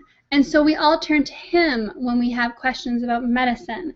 So the idea that you can somehow not have leaders, not have authority figures, not have experts, we need authority figures not to have power and control over us, but we need to know that there are people that we can turn to for information about things that we don't have time to collect for ourselves. And inevitably, those people will come to have power in that domain. And that's how humans work, that's how information works. I don't know that those two are as easily divided. So what works best is when people have equal power. So I'm an expert on one thing, you're an expert on the other thing. But there are always going to be some things that are harder to learn, and those people are going to have information that is harder to get. So they have more value, and they have more power because they have information that we want. So I don't know. I just worry that we're becoming so theoretical and so abstract that we're becoming naive, that we're kind of starting to suggest a utopia, and we have to be realistic and work within the constraints that we have if we want this to be something more than a fun game, hobby, flat earth belief that we talk about, right? This takes us full circle back to bikini-clad girls. No. I don't think for a second though that this is going to be that this is a part-time thing. If for nothing else, then I have seen something I have never seen before in the conspiracy world, which is direct responses by high-profile authority figures that shouldn't be there. You know, and I didn't have much of a doubt when Obama made his speech last week when he was talking about that, but there's no reason at all for him to bring that up during the last year of 8 years worth of presidency, as you know, he should be touring the world and, you know, saying his goodbyes to everybody and helping the campaign stuff. Why would you ever bring that up? You don't understand. You know, I know it seems like a long time ago, even though it was only a couple months ago, that night, you know, when a Grammy-nominated rapper calls out the world's most prominent astrophysicist, and the astrophysicist gets into a Twitter battle, followed by a rap song, followed by him going on Comedy Central and doing that stupid routine where he drops the mic, and then the next morning watching Leonardo DiCaprio talk about the flat Earth with the Pope on camera. These are things. And not only that's just the public figures. Not to mention all the stuff as NASA has done. For example, we were saying that you know, there's no pictures of the Earth from space. What happens? You know, 5 months later, NASA releases, you know, the second blue marble shot, and then admits it. Then they turn on supposedly the Himawari satellite from Japan. Then they release all these different photos from the moon and all this different stuff. They're scrambling in ways that I've never seen. You know, where they didn't have to. They could have ignored this, and they haven't. Which is why it makes me think that again, there's something coming down the road here, which is even part of a bigger setup. And I'm not going to give Max Egan too much credit by, you know, he's saying, look, it's part of a trap. You know, that line from Star Wars, it's a trap. But that's what it feels like. You know, that there's something else coming. And yeah, part of us are. I'm not going to say, Sasha, that we're running naively into it, and that we're hoping for this wonderful, you know, this wonderful golden age thing at the end.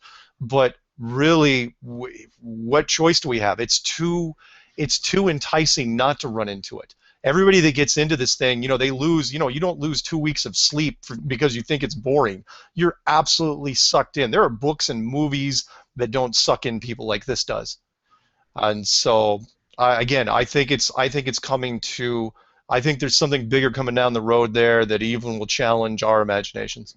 Well, Just me. this is something I want to. Wait. Sasha can go. Okay, well, I just wanted to say, Mark, I do believe in the golden era at the end of this, and I do believe that we can move towards a better way, but I just think that it just can't be done overnight. I think that it has to be a transition. That's all. Yes, well, what I was going to say is, echoing your sentiment, Mark, is that it's, no pun intended, it's a shift in your world view. You view the world differently, not just the physical structure. You view all the people in it, all the things, the coincidences, the synchronicities, the media reports. You view everything differently. And with this other way of viewing the world, the ideas that are available are much freer and have a much wider scope than those that are available within the parameters of the globe mind. In fact, just in terms of cosmology, the globe mind has trapped cosmology. Now we're looking at lights in the sky and discussing what those lights are, rather than thinking they are huge balls of nuclear fission out there in space. So whilst more people go through the deprogramming process that Nathan mentioned, when you spend the 2 weeks or 3 months, however long, just absorbing everything, pushing all of the crap out of your mind, once that system has finished, there's the high, then there's a mild low, then there's all the things. But the thoughts that are available to the mind that has been cleansed, when you mention, Mark, the hive mind, that is such a beautiful concept, because what's available right now, all of us know that there are many, many videos out there that have been made by other people who also have part of the hive mind. Now, as more people join in, more maverick minds will join in. So they will conceptualize ideas that we didn't have. They will put them into video or into words, and then we will also have them. So the way the community is growing, I think, is absolutely brilliant, and that it isn't going faster than it is not a problem. There will be people out there, like Brian Mullen, for instance, who need to really look, really process, and then when they've really processed, come out with something that's just a whopper, you know? Yeah. So, Marty and then there are people, yes, absolutely. Yeah, look how long it took him to make that video. Yeah, and then there are people who get it overnight and have really spontaneous ideas, like spraying flat earth on the side of a sea wall. There are all kinds of different things that are all available for the world to have. But it all comes with this change of perspective, this world change. It's a paradigm shift, without a doubt. Agreed. But don't start graffitiing walls. It's not good. I won't do it again. You will be arrested. I won't do it again. I don't mind. Everyone can do it. It's my broadcast. Go ahead, people. Hey, if anybody is listening that was the person that did that spraying, well done, you. No, bad. I have a question for everyone. Yes. Because I'm anarchist, I want to ask anyone if you believe that we need a government to be safe and peaceful, yes or no? No. You have to explain the concept of anarchism, because a lot of people think. No, but I just want an answer, yes or no. Oh yes, but if people think that anarchism means lawlessness, which is not what it means, then yeah, but it's not really about anarchism. Just a question: do you need a government to be safe and peaceful, yes or no? No. We need structures. We need structures. So we need the people who work in sewage, the people who work in delivery of food, the people that work in healthcare. Well, I will tell you what I think about it. I think we can use a government, not need one, but we can use one as long as it doesn't have the right to make laws and put people in jail and stuff like that. I think that's the only way we could use a government. That's just my meaning. People say that we wouldn't have roads or anything. What's more complicated than a road is cell phones.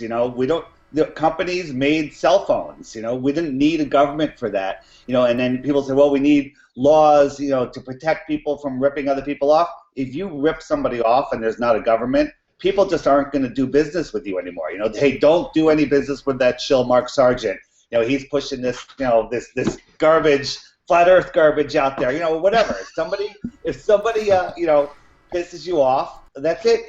And you tell your friends, hey, don't do business with this person, and it self-regulates. The government is definitely right. If somebody rapes you, you don't call the police and try and go to court and try and prove that they're guilty. You get your friends and your neighbors and you beat the shit out of them. This is natural law. Yeah, but that's what it comes down to, yeah.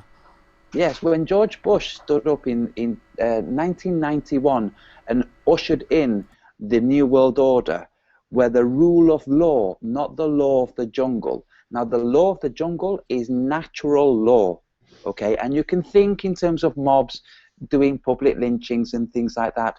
That's not what we're talking about. A public lynching doesn't happen in an anarchist society. It happens in a society where there's a controller that guides the mob. So somebody rapes you, you call the best guy you know, and you have that guy quietly beat the shit out of them. That's how things work properly. And that's why the guys who came with the swords and say, I'm the king, They had swords. That's why they said they were the king. That's why people didn't argue with them. Now we live in a society where you can take a photograph of the guy approaching. You can do all kinds of things that don't require the same systems of control. So like GeoShifter said, we can use government, but as long as it doesn't impose itself on us. As long as it doesn't have any rights, basically. People should have the right to defend themselves, you know, and you can't defend yourself against the government. Because they have the right to put you in prison or whatever. Hey guys, real quick, there's a phone call I've got to answer. So go ahead. Thank you very much for all you guys. Antonio, I hope your mouth gets better. Thank you. Thanks for being here, man. I'm taking antibiotics, believe it or not. Usually I would stay away from that, but last resort, go to antibiotics. So okay. Anyway, thanks guys very much for having me on. It was fun talking to all you guys. Yes. Round of applause to you. Bye, Mark. Thank you. Bye, Mark. Thank you. Yep. See you, man. Yeah, I'm probably gonna finish the hangout soon also. Yes, We've been I'm going on for almost 3 hours. Yeah, I'm going to drop out as well, guys, okay? Yep, Antonio, thanks for being here. Yeah, it's been great. Gio, it was a brilliant idea. Thank you. I'll be fine in a couple of days. I hope so.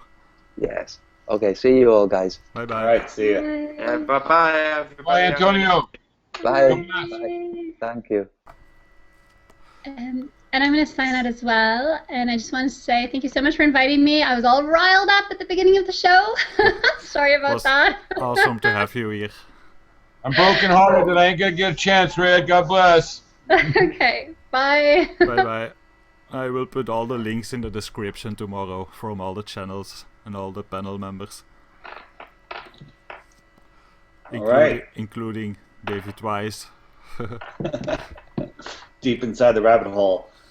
So while we're sitting here, just one last thing. My daughter had a rough evening with.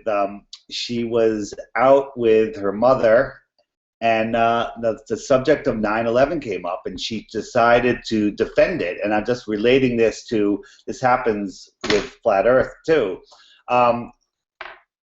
And they refuse to look at, the truth about it, where her mother used to believe that 9/11 was fake, that it was a false thing. But out of the blue, she is just making my daughter feel horrible that she could say things about 9/11 or Flat Earth or whatever. What do you tell a kid to do at that point? Where it's hopeless convincing this other person for whatever reason. Maybe the person is just insecure. When people are in fear, they're less likely to see the truth. You guys have any suggestion on what you would tell somebody? Because I have my ideas, but maybe you guys would have a suggestion. I try to learn my kids to think for themselves, take as much information as you can, but also think about it and make up your own mind. Try to make your own decisions. And as we've learned, especially early on in the Flat Earth, we see a truth or we see a lie, the ball lie, and if 99 out of 100 people disagree with us, that doesn't make it any difference. They just don't see it, and you have to kind of just hold your own, not get emotional towards those other people, and eventually, the truth will prevail. At least I think it will. Yeah, that's probably the best. Yeah. By the way, Nathan dropped out. It seems. Nathan, thanks for being in the show, man. Come back if you want, but seems like he's gone also. All right, well, that's an abrupt ending to the show. I guess we'll end it here. And, but I was about to finish also. Yeah, it's like 5:30 a.m. in Belgium. All right. I'm gonna get a little sleep. Hey, thanks for being here, Conk. It was an awesome show, I think. It was fun, guys. Nice meeting you all. Thanks to all the people in the chat also, and everyone that did moderating, kicking all the trolls. Everybody. Thanks. Bye-bye. Hi, David. Nice meeting you. I'm Conk. Nice meeting you, Conk. See ya.